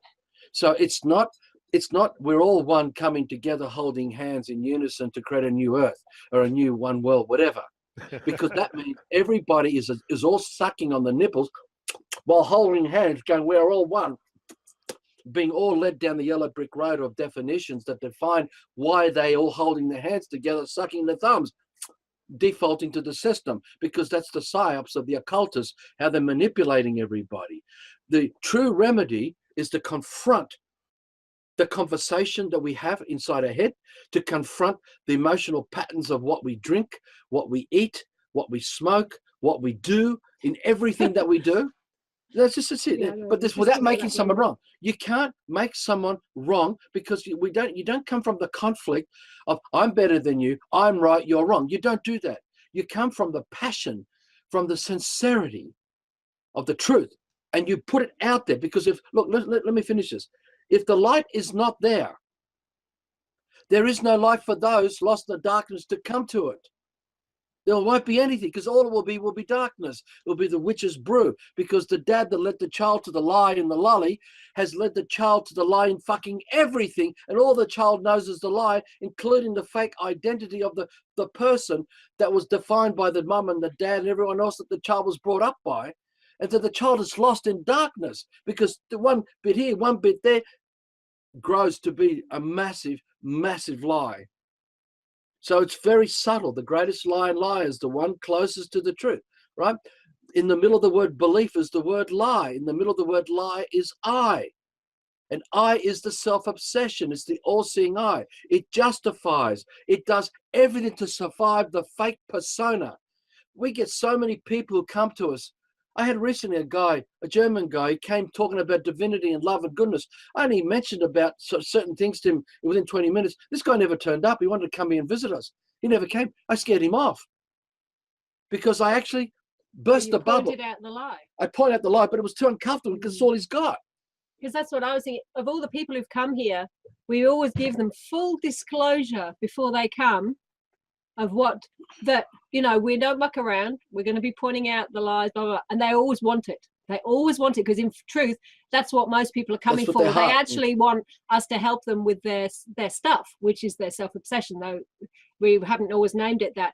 But they always run, because when we get to it, the pointing out of the lie is just too painful. So what it has is, like, people usually have a certain level of the lies in who they are that they recognize, but they're still in deep denial of all the other really big lies underneath those surface lies. So they're already comfortable with their surface lies and assume that that is what we're going to be addressing. But we get fairly quickly down to the deeper lies, and that's usually way too painful for them to deal with. And it is painful. What we've been through together. It's painful because most people are coming. Look, everyone is coming out of trauma. You cannot be in the system without trauma. You will be in denial and lying if you think you have not got trauma, because the definition is trauma. Anything that's defined reality to you is trauma, because it is the confusion that has kidnapped you from who you really are, because you have not created the living dream of your life. You have not created the living dream of freedom and peace and truth and all the aspirations of your heart that shines. It's been defined. And so it's in here that we need to destroy, not as in war, but in letting go.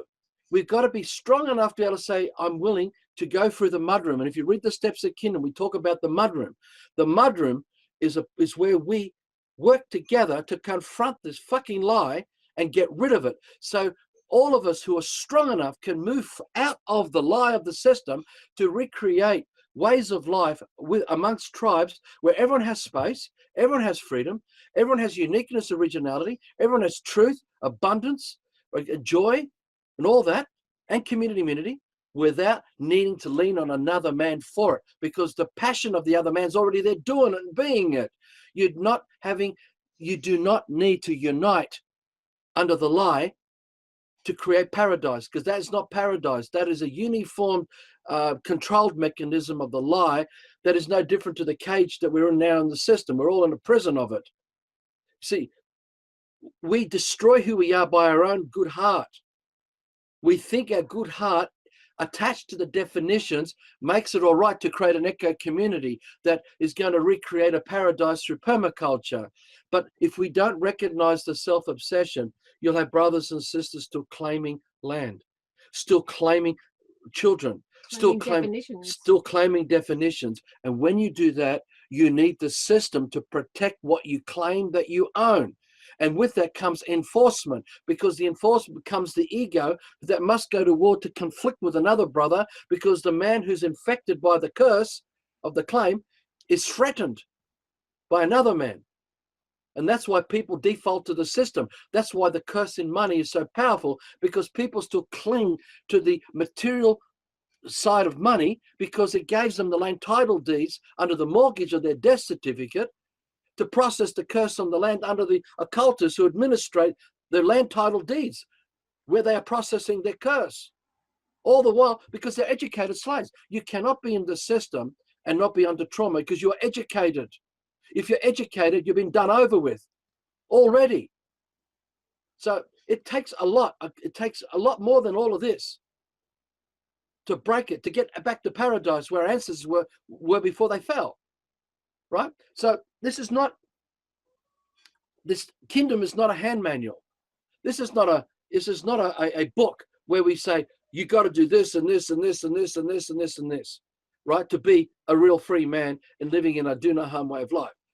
What we do, we provide pointers, checklists, but you have got to confront, and you and your partners and those your friends, and if you were involved with us, you confront us and we confront you to make sure that you're not living the lie, that you're not under the fake persona, faking out a claim about who you think you are.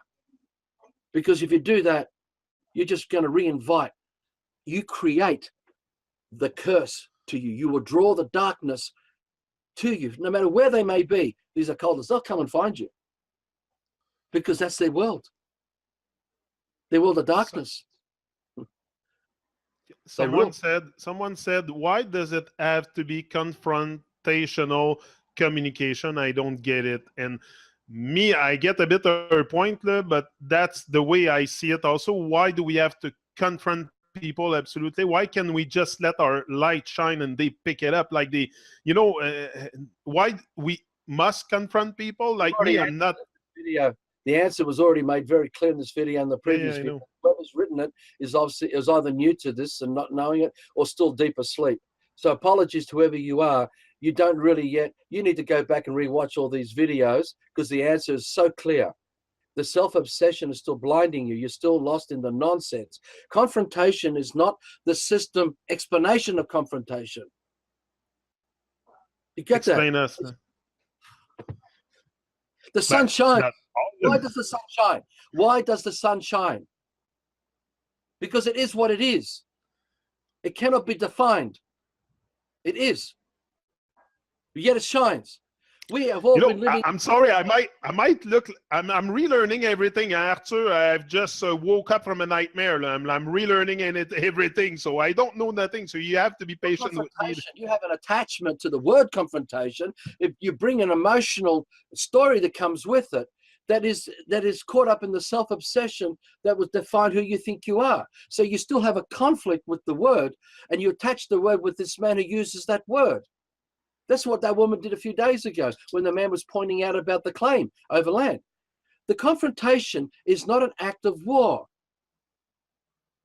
right? Do you want an immune system that accepts the lie into your life by allowing the cancer to take a leg because all is one, all is good, and we don't want to confront, we want to work together and be peaceful. Is that the kind of immune system that you want? Or do you want an immune system that's like an elephant gun and says, fuck you, but it doesn't do it with violence. It does it with unconditional love, where it absorbs it all. Excuse me, I've been drinking this juice, and transmute it. So it does no harm to you, and it is ended too. It doesn't harm anybody else. That is not confrontation in that way. It's not violence. It is the ability to take on and own, take responsibility for it and transmute it. That comes with no doubt, no uncertainty. It comes with, this is where the real waking up is. And unless people come to it, you will fake it. You will fake it, and you'll have a whole world of stereotyping that has mapped out the kind of a behavior of a man that is a man that does no harm. All that will be fake. Just think, you have children. Yes, Jabba, we have children. Now, you come across your child in the street and somebody's picking on your child, whether that is other children or whether it's a stranger coming to try and abduct him or whatever. Now, do you just stand there and be the light that shines? Or do you get in there and say, hey, that's my son, get out of here? You know, and that's the confrontation of true love. If you see a stranger trying to abduct your child, you're not going to just stand there and radiate, are you? You're going to get in there and go, get away from that, because you love your child, and your responsibility is to protect your child from harm, and that stranger is harm. You've got to get rid of the harm, and we have to be prepared to confront the harm in our lives that we are all doing. Look, people are so naive to do what you dream for, to have freedom on the land, is a huge threat to all the occultists, because their job is to keep you as a prisoner in their slave system. You wanting to break away from the system is a precedence they do not want to see happen. They must nullify such a precedence, because it means that a whole chain gang of slaves will also want to break away from the system of Egypt and leave this hell system. So the occultists will do everything they can through any form of trickery to keep you enslaved. Right? Because right now, while we're talking freedom, everyone around us are slaves in the system. There will not hardly be anyone who's not waking up, going to bed, who doesn't have a contract with the system. They're still under Caesar's rule. They're still in the system while they still have aspirations for freedom. That's not going to fix it. That's not enough. So the confrontation is not confronting Caesar's army and going to war and battle like American Indians and cowboys. It's not about gunfire. It's about truly walking away from it all, but still being present. Your life is present. Its presence is everywhere, in the moment, shining as the man, because there is no death. You have not died. You are a living soul. And it doesn't matter what they do, because your living soul is eternal. It is you cannot destroy it. But if you sell out to the definitions and get caught up with the explanations of words like definitions, you are dying, because it's reactive for you. And if you're reactive, you're in the self-obsession, processing the curse of the lie of your definition that forms the fake persona that you think you are. And that's where you fuck yourself over. And you're gone. But the denial and the apathy of this is huge. It's massive. There's no echo community going to save you. There is no harbor out there that you can sail into to get safety that way. You got to already be it and be the man. And when you meet another brother, sister who's also being it, then the sun and the light amplifies even more. But it doesn't have an emotional dependency on another man to be that. That man's free, and the man is free. It has no association to claiming another man. It's the same with the land. You don't make a claim over land. You don't have any claim to any man. You're already on the land right now. The only reason why you're in suburbs and under concrete, because you still got claims like we do. Confrontation doesn't have to be, like if you say to your child, hey, you haven't done the dishwasher today, that's actually confrontation. Now, it doesn't mean there's any aggression or anger or whatever involved. You're just reminding your child about their responsibilities that they agreed to do. And so what's the problem with confrontation? You know, it's just as Arthur said, it's just the It's a emotion virtue. the emotion we attach to confrontation. Oh, confrontation means aggression, means telling each other this, that, and the other. This doesn't have to have any of that involved in it. It's just seriously. Okay, hold on. Confrontation. Hold on. There's something happening in the chat. We got to clarify this because it's on fire. There's people, you know, we're not on Facebook here by writing. No, we're live and direct. I think it's pretty easy to sense our intention here. Just sometimes by feeling people, you know, many people know what I'm doing here. You know my intention. And if you go look at Arthur's work on his channel, you will sense his intention. Now they're saying you're angry and stuff like that, and that you blame everything on the office. And many people do not get what you're saying. Because it's their anger. Like, yes, I don't know. He seems to be very upset. Let me tell you right now, come here and visit us and come and experience this upset anger here in this house. Come here and find it.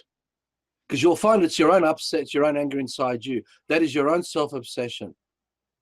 You're playing out and you're trying to project like the daffodil is yellow. You're trying to hood us under your own obsession by bringing us into conflict with you. That's why you're making the claim that Arthur's angry and Arthur's upset. There is no anger or upset here going on whatsoever. Nothing. Nothing. But why don't you come here? Listen, here, even after... Come here into this space and experience it. That's the reason why we do this, to sense our intention a little bit more. This is how the occults work. This is a satanic ritual in practice. Whoever's making those claims is performing a satanic ritual right now, putting us under the storytelling of the image power of that they describe. Because a guy might have a beard, he may talk a certain way, his passion may be expressed a certain way, it reminds them of something else somewhere else, and they suddenly instantly go, oh, this man's angry. This man has got issues. Let me tell you, it's the other way around. This man can communicate and talk about these things, but this man is not angry. Why should I be angry with someone who's a stranger in my life? Have you injured my children? Have you stolen something from this man that I should be angry with you? What have I done in your life to cause you to have grievance with this man? Bring forward the evidence. What has this man done? Anything. You'll find you've got nothing. Because all you've got is your own shit.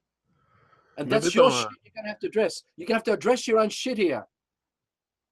And this is a really, really good example. Thank you very much to whoever's saying that, because we've got right now, live and present, an example of exactly what goes on when people actually try and get together usually with an aim or something to create something, whether it's kingdom or whatever.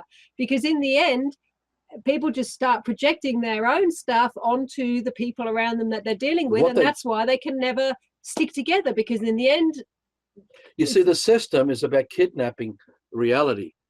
What that man or woman has just done, or they've tried to kidnap this man to bring them under the personality of the man they're impersonating. They've already decided to impersonate this man by kidnapping him so they can perform the ritual of this man being angry and this man being whatever they claim this man to be. But they are now no different to the daffodil is yellow. We kidnap the life form so we can impersonate it under the definitions and make claims about it, when all of it is a fantasy. It never happened. Because the man talks the way the man talks, the way the man expresses, this man's unique and original. Why would you want to control this man? Because whoever makes these claims is a control freak. Because you don't like the way the man is communicating.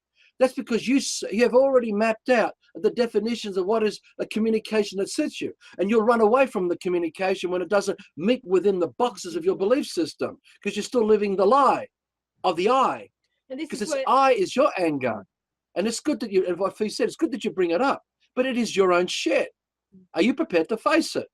Now, if you don't think it's happening, come here and find out the shit is here. You'll find shit, but not necessarily the shit you think you're going to find. Exactly.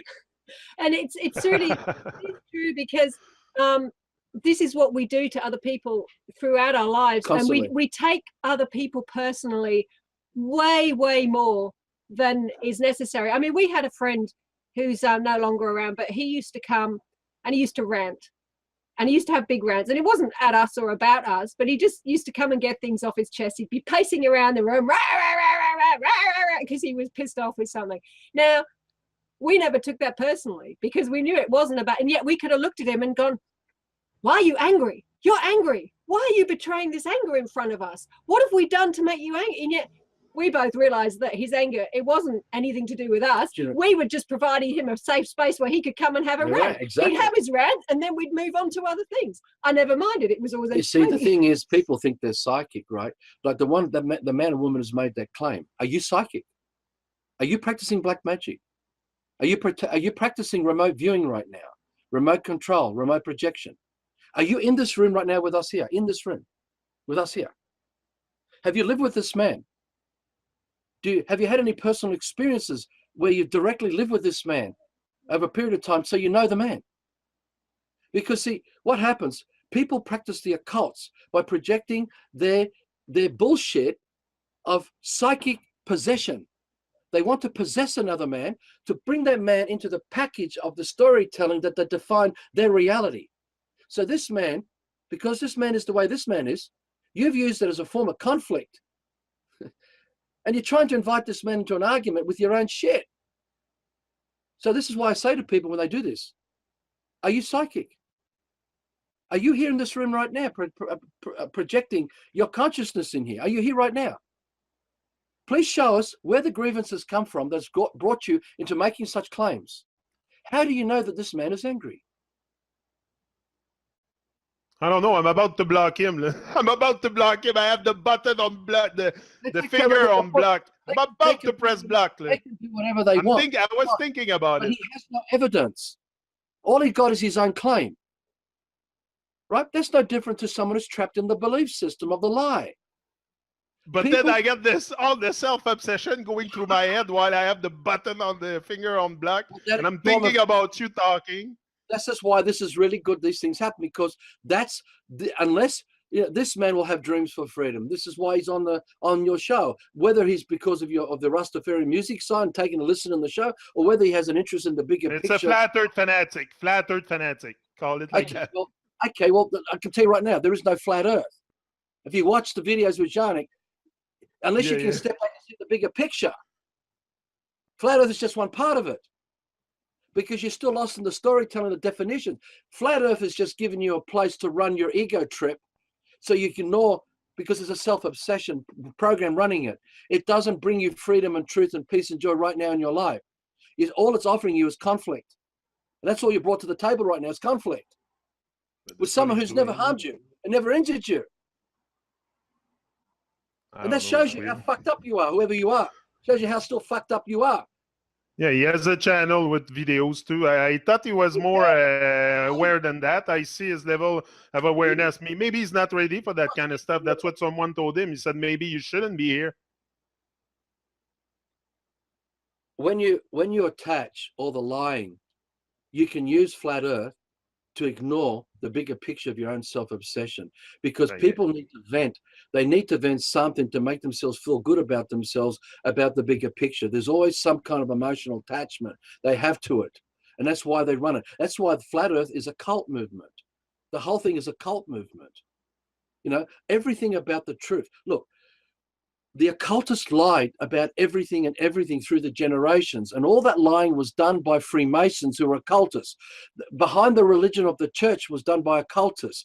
All the history books that we were lied about was done by occultists.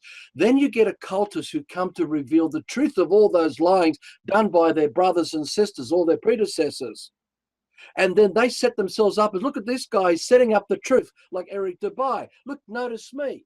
I'm a nice guy. I'm revealing the truth about all these lies. But if you don't step back and see the bigger picture, you still get sucked into the occults and the manipulation of the psyops that Eric Dubai offers that comes with flat earth, because it is a cult.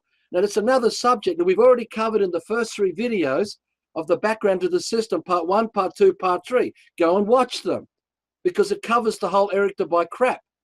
It's all bullshit, right? Lineal instruments does not define reality.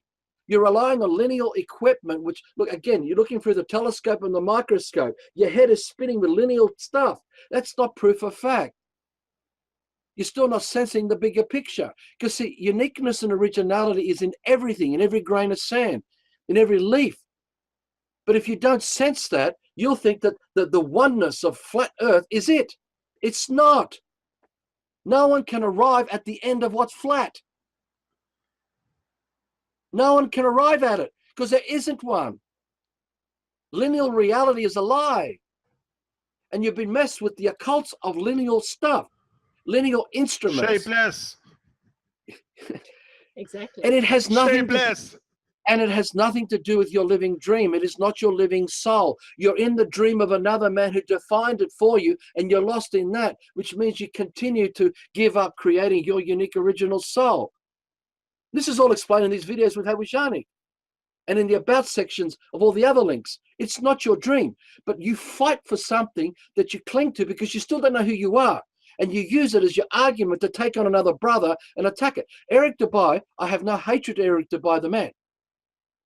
Eric Dubai has been confronted and has been exposed for all the lying that comes with all the harm. That's why I said he's a cunt. And that's why he's a prick.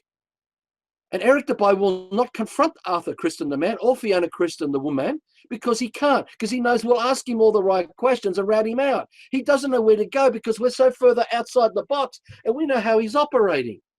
That doesn't make us better than Eric Dubai, the man. We're just exposing the lie of Eric Dubai. Flat Earth is bullshit.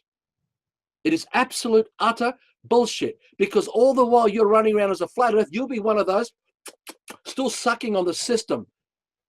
You'll still have contracts in the system. A man who's woken up has none of those contracts. So the whole of flat Earth defaults to the system. With everyone in the argument of it, you're still trapped as a slave. You haven't woken up. You still haven't woken up to the psyops that go on, how this is performed. So you want to come after this man to engage with you, whoever you are, with your own claims. I can ask you, what has this man done to injure you? Don't feign emotional bullshit, because that's just no different to someone acting in Alice in Wonderland in the story, in the script. You can react your own script anytime you like. This man has never injured you emotionally. Is this man stolen something from you? Have you lived with this man and you have a grievance because something this man's done to you? Because if it isn't, where's it all coming from? All this emotion. Where's it all come from? Because it's not here. I don't know, but by reading his comments, he seems pretty, I don't know, perturbated, or I don't know what's the qualification. I didn't think he was like that.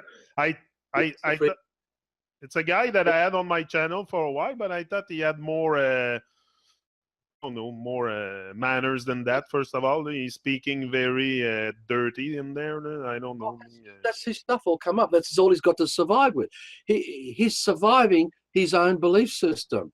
And he believes that that people like us are hurting him and injuring him. He still carries hurt inside this man. Yeah. And he thinks that we are responsible for this hurt. Otherwise, where's the effort coming from that compels him to perform this here in this show? He's the only one taking it personal in there. Everyone else is overstanding the message.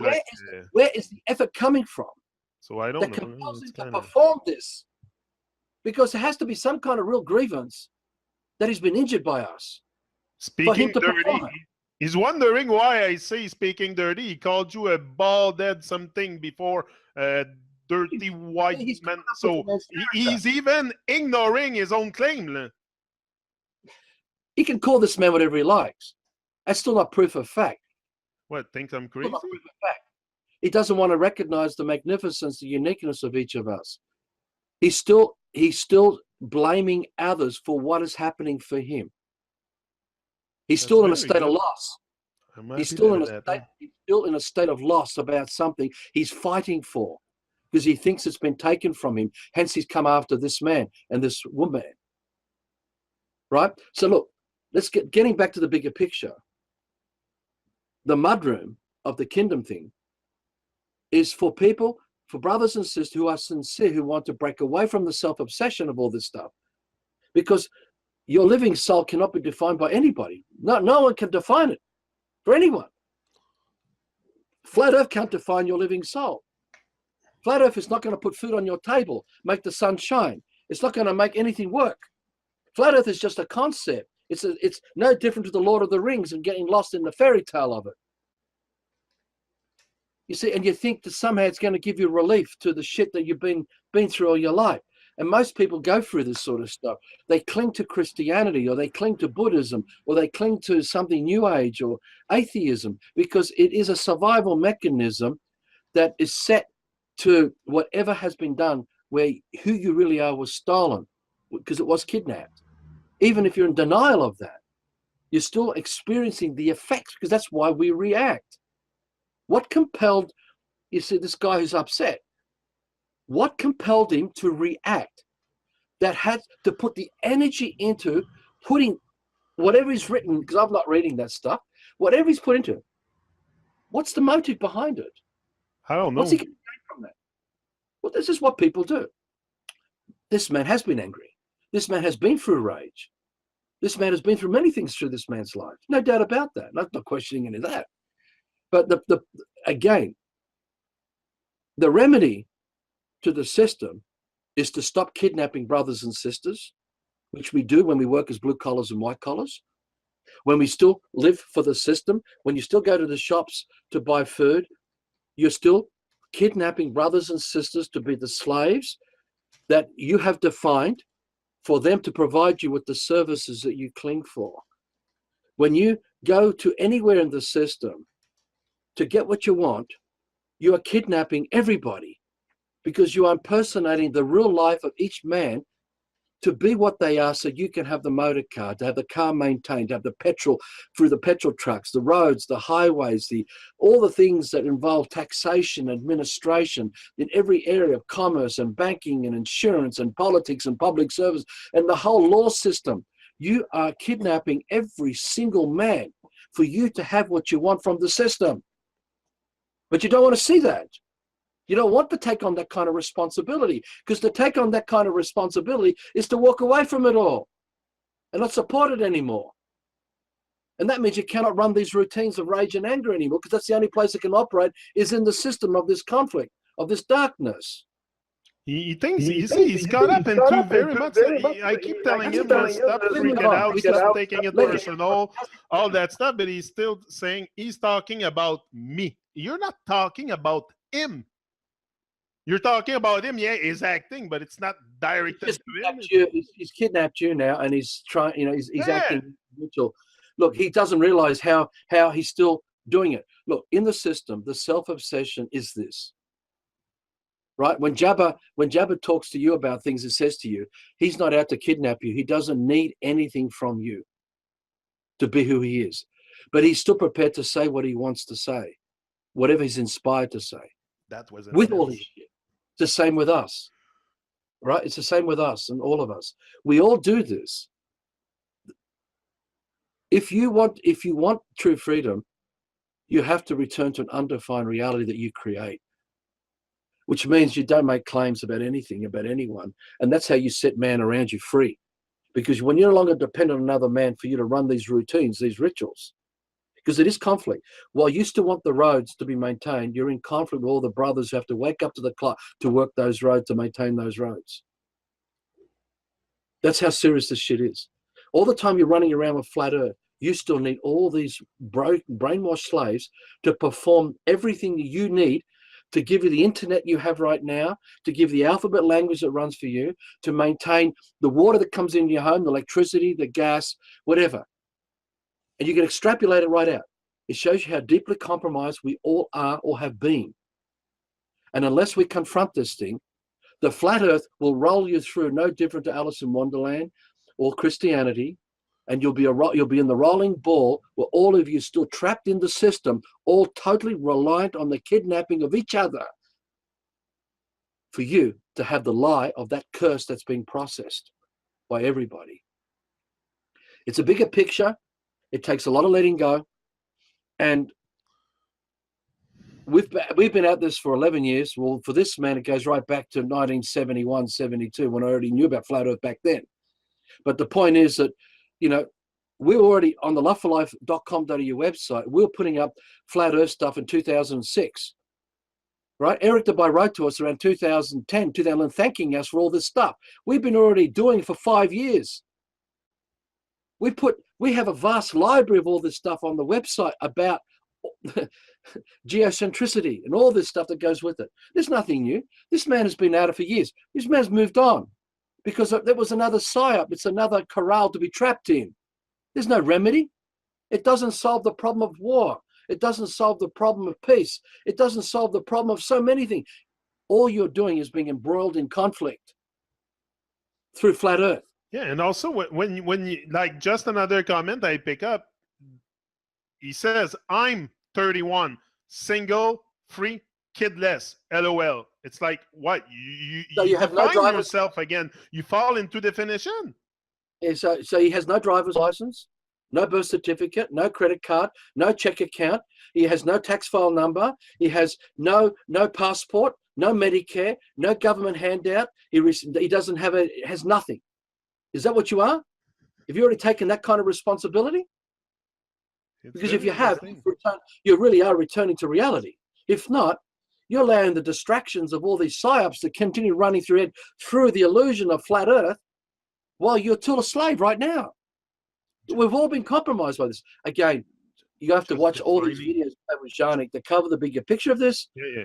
And in the About section of these videos are the links to many other Love for Life insights we share. Right? And that's if you want to work it out. Eric Dubai, as to this, whoever this guy is, he's been most welcome to have a debate with us. We've done it with Eric directly on Facebook. He ran away. We did it directly with his Facebook. He ran away. He won't face us. Why? Why is he scared of us? We've got no guns, no weapons. All I have is our tongue and communication. We don't make anything personal. Why does he run? Why do all the occultists do this? You know why all the occultists do it? Because they don't want the psyops to be exposed to all their cult followers. Because he's a cult follower. And he's manipulating people through definitions. But whoever is doing this through Google with you, it's a gift for him. He has the opportunity down the line, if he wants to have a look at that.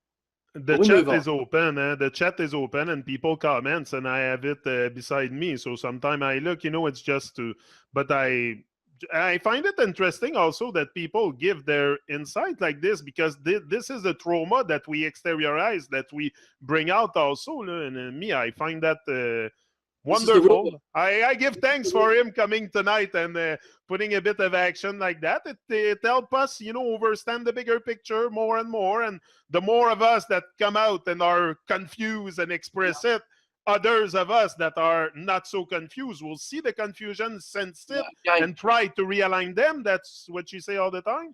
Yanni, it's like, again, if you're in the car of definition and you're driving fast, everything outside the windows are blur. He'll be coming through Gmail, Google, whatever, listening to us, and everything's being filtered through all the definitions spinning in his head. He won't be able to sense where we're really coming from, and he'll think that we're angry and all these things. He's making claims, You're talking to a father here with 4 kids and, all kinds of stuff. He doesn't know who we are. He's never lived with it. He has no idea.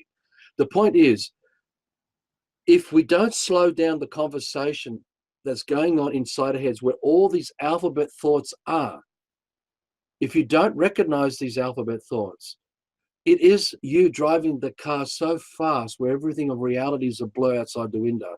And you'll be acting as an imposter of us and putting us into prepackaged boxes to meet it, because that's what you do. You stereotype it because you've been stereotyped. You'll stereotype everything that doesn't meet the version of reality that defines you. And you want to force us all to be inside your one monotheistic belief system, because you are practicing monotheism, which is flat Earth, right? Look, the daffodil is yellow. You can see the life form. We can sense that Earth is not turning and going around the sun. That's obvious. It's clear as daylight. That doesn't mean that everything that has been defined to us is true, because there's a bigger picture. Unless you step back to sense the bigger picture, you can't see the truth. You only have snippets of it. And if your head is spinning with all those definitions, that's all you got. You'll fight for that belief. You will fight to grim death, and you'll bring down everyone around you. And you'll never have true freedom. And your rage will continue on, because whatever you had with this man now, you'll have with another brother somewhere else who's never harmed you, and another brother and another sister, because that's what you do. When we're driving this fake life, the fake persona, it is so fast. The pixelations of the computer screen, the ABC 1, 2, 3 spelling, and all the constructs and concepts, the meanings that form sentence structures, sentences you to the prison of your self-obsession. And you will be in the chapter, because it is a chapter of the church. It doesn't matter whether he's gone or not. It's irrelevant. It's there for the future of anyone else. Look, when these things come up, it's a gift, because as long as we leave them up on the internet, Johnny, as long as we leave it, all the communication that transpired, others who are sincere will go through such a conversation in a video like this, or through the copy paste of a Facebook debate, which we have multiple, well, there's thousands of them in the Love for Life website. Really is. There's many thousands of them. The point I'm getting at is that someone undefined to us may wake up in a way just because they read something and it helped them, like switches in our brain turning on and off. Something resonates. So we do not deny anything to anybody. We leave everything, all warts and all, up in the Love for Life website. All of it. Even our own shit. We leave it all up. Everything.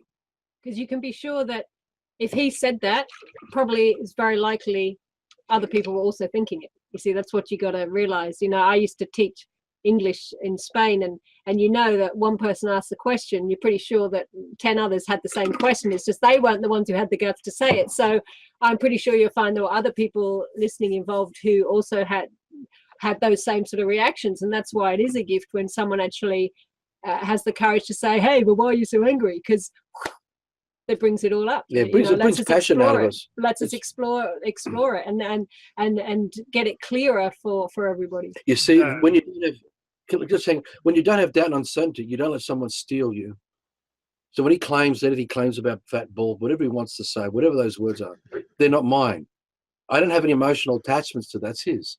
He can have it. But you've got to make sure you do not let someone steal you. Don't let. So that's why this man will confront people. Right? When people make claims, like I've confronted this guy, back your claims now. Because if you cannot back your claims with first-party evidence, all we have is an imposter acting as Arthur Christian, performing the ritual of what he claims Arthur Christian is. And that's all he's got on offer. That's no different to claiming flat earth. It's like different to claiming tax file numbers and life in the system, claiming ABC 1, 2, 3, and all that. We have to stop kidnapping our brothers and sisters. This is how we create freedom. Because while we're claiming our brothers and sisters and bring them under the belief system of that monotheism, we will have a world of blue collars and white collars. Wouldn't care what you call it. Everyone will still be a slave for you to run the belief system that you're attached to. Good. Good. That was very nice. Thank you very much, guys. 2 hours and something. We'll close that one there. But yeah, as always, you know what? We live and learn. And I think we still have a lot to learn. So we'll keep on our conversation like that and our discussion. It's a very, very uplifting vibe. And I like also the chat. And even I'm happy that I didn't block Flat Earth Subgenius, because that would have been self-obsession for me, you know. So I'm very glad that I didn't react. You know, I responded, and you know, I took action necessary. But yeah, I like to exteriorize a bit the trauma like that, and to see it come up. It's good. We have to. That's what we have to confront. You know, we have to confront the trauma inside us and really being aware of it, and slowly, day by day. You know, it's a struggle for everyone, the default state. So it's just to get back in touch with the dream of life, leaving the dream of hell, and leave the dream of hell to the Babylonian people. They'll have fun with that. But us, we're focusing on the dream of life and probably moving out of that so much cage life. Johnny, I was just going to point out a couple of things. Is that the occults have many trained brothers and sisters that come out of these cults, out of these dark worlds, who are trained to work on the emotions that people have attached to, so they can create the outcomes of those emotions. But that's what the teachers do. Right, well, that's what the priestesses of the snake I was trying to point out to you do. And there are many, and we can talk about this. I was going to ask you, actually, first, there was one other thought. We do block people on Facebook. We block people. We will block them if all their intention, and we give them every opportunity, if all their intention is malevolent intent to just attack a character without actually discussing the subject at hand and getting into it, and I stop making things personal all the time, just focus on, it doesn't matter how deep the nitty-gritty goes, go for it. But when people start attacking a character with nothing else but attacking a character, we block them because they don't have any intention for anything else. They're there for creating mischief. They're there to create controversy when there isn't one. And they try to hijack and derail a bigger picture by bringing everyone onto their conflict and try to disturb, because a lot of people are scared. A lot of people are shy and nervy, and that kind of performance, that kind of ritual that people do tries to destabilize and make it by association. Anything with our Fiona brings war and chaos, and it's a psyop. So we usually block these people. We used to in the old days not do it, but now we block them. So anyone who wants to come and create controversies, fine, we'll block you. But if you want to come and make an argument with us about something you think we've made a claim about, bring it out. Happy to discuss it, but bring forward the first party evidence to back it. So you're not in the storytelling, in third party acting us, making our claims. That's what we said or what we've implied, like the word confrontation. See, confrontation is one of the virtues of unconditional love. There are many virtues of unconditional love. You've got to be able to confront, because if you don't, you allow the lie to penetrate and accept that lie as part of your life. And that's what's happened. People have had their wills so badly broken, they've got broken wills, and they'll shy away from words like confrontation, or they'll make an issue over a word because they won't sense the intentions behind the man, us, saying what we're saying. And that's why we go to so much effort to explain a bigger picture in our writings. People say, oh, there's so many words there. But they have, all these people who complain about so many words there, they themselves already have so many words in everything they do anyway. So they make it personal by trying to attack others to write people off, right? Because all they have is their own belief system to run it, or they have malevolent intent because they're an intel operative who have the skills to come and sabotage the situation. Those kind of brothers and sisters, we will confront them and expose them and then block them when they've got nothing, right? And you'll find heaps and heaps and heaps of evidence. This is the Love for Life website. Multiple hundreds of these intel operatives who run these routines, yet alone the ones on ego trips. But what happened a few days ago on Facebook is another classic example where she kept blocking. Well, she blocked Jabba. She was going to block this man. She had the freedom to block it. We already told her, if you take down our post again, we'll block you and block everything of you on Facebook, because it means you have no intention to engage with us with an honest chat. You're already a control freak.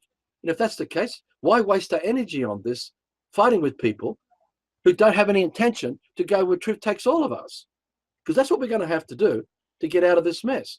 So watch out for the confusion and the chaos that gets thrown at you by these people, because whether you're an ego trip or whether you're an intel operative, they try to come from inside and bring up all the trauma in you to cause you to create an outcome that will dismiss where the truth is and not go to it, or vice versa.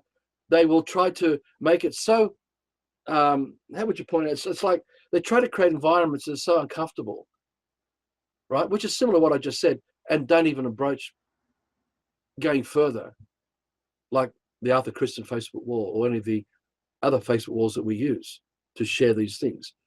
You got to watch out for this manipulation. It's amazing how it works. You've got to rise above all this and still engage and learn where your part is, where the emotion is causing you to shut down, right? And that's where the remedy is. The more you can confront the blind spots and let them go, the more you are the living remedy, and you don't need another man to be that for you. And when you come amongst other brothers who are doing that and other sisters doing that, you really have a paradise on your hands, a living paradise. And you don't fight anymore over anything, because there's nothing to fight for, because it's an eternal life. The dream of life is eternal. The land, the mountains will always exist. The creation. don't fight for the lie of your fake persona and you think there's a death attached to the land you fight for, or death attached, in that case, to your children, or death attached to your own body. When it comes to that, if the occultists want to go that far and be true murderers, it's their curse, but you don't die. You can't run away from this. You have to be free of this completely and not be influenced by it. Johnny, one other thing. Yeah. We will be cutting off the first 15, 20 minutes what happened today because of what happened. So the video will still be with less than almost 2 hours anyway by the time we cut it, when we put up our copy, when we finally do it. So we're not concerned about what happened, But it's okay. I kept the good vibes as usual. I'm very used to dive deep solo, so it's okay. I wasn't stressed about that. Me, I'll leave it like that. But that's it. Thank you very much again. One more thing. I'd like to invite Jabba on the show next week. I'd like to invite Scott Andrews on the show next week. I'd like to invite, there's a few others I'm going to contact to bring them onto the show and get them to contact you. Would be nice, because we'd like to start getting more of us involved in the show who have their own point of views about remedy and start discussing it, because it's, now that we're talking about the self-obsession, right, and how the self-obsession works, it's best to get more and more brothers involved now so they can talk about, and sisters, how they're handling this self-obsession while they're doing the remedy work they're doing their way, in their unique way. Because we don't have a remedy for everybody. We're just talking about an overall big picture. If you can comprehend it, you will apply your unique original way to it. So are you up for that? Do you mind if we... I'm open to it, but yeah. Because we discussed it a few weeks ago that we want to get more and more people involved. So I'll think through with Fee some key people. And if you can think of anyone that's really passionate about it, about this. Jabba, where are you, my bro? I hope he hear me. Come on, Jabba. That's who I want. I asked him to come back too, but he didn't reply to me. But Jabba, my choice, my pick, Jabba. There's a few others I'd like to think, just so to get more people involved in the conversation about the remedy, because the remedy is the man. The remedy is not attached to the definitions of echo community, intentional communities, whatever. It's being the living soul. It's the only purpose of life, is being the creation of a unique original soul, and no one can define that for you or for us. Wow. And then we celebrate that with each other. We celebrate that with each other and admire the uniqueness, right? And let all that dead world just fall away and let them experience the curse. Let them have it. Celebrating life and letting the love flow. So we're out. Thank you very much, everyone. Everyone in the chat. It's been a bit, there was a bit of heat in the chat tonight, but that's good. I like it. It's just at one point I put him on timeout. He was getting on my nerve with his bad comments and insulting people. So that I'm not too much for that. So I take action. I put him on timeout. He must have been upset, but I don't care. Push back when someone comes to try to steal you. Push the light back. That's it. That's it. Enough is enough.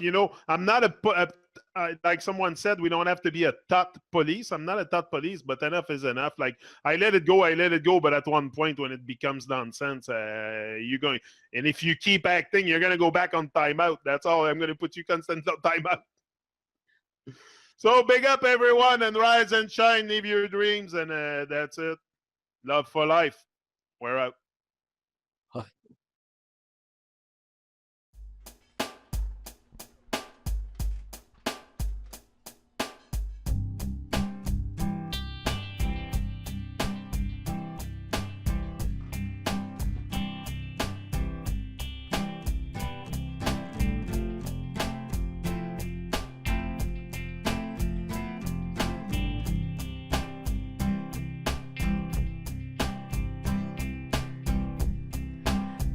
Within our world, watching dreams without blue skies floating by. Why are the gray clouds forming overhead?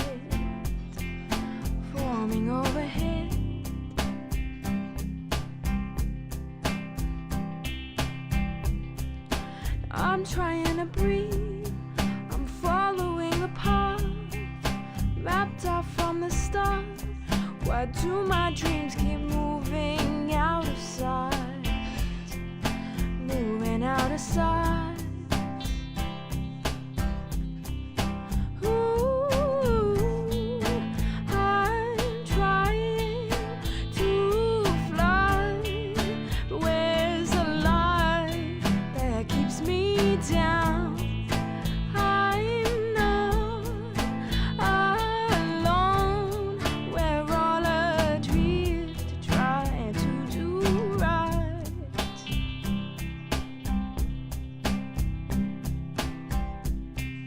sunshine that I seek shines faintly through the smoke. Layers of fantasy, images that blind us to our lives, blind us to our lives.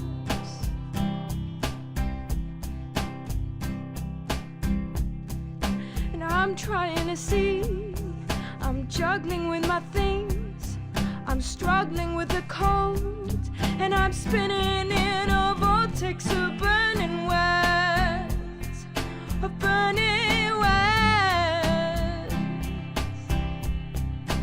Ooh, and my head's on fire.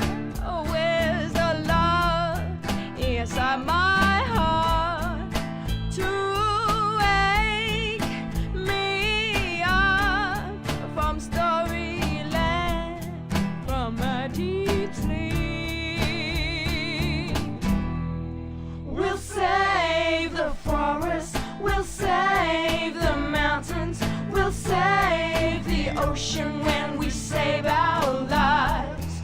We'll save the children, we'll save the old ones, we'll save our earth when we save our lives by doing no harm.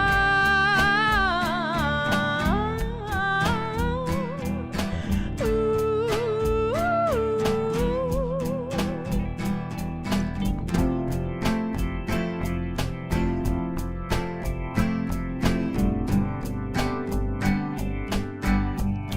We're living for the love that lights up in our hearts. We're living for the dream of a world of do no harm. We're living for our kin, our tribe of conscious men. We're living for the truth, no more waiting for saviors.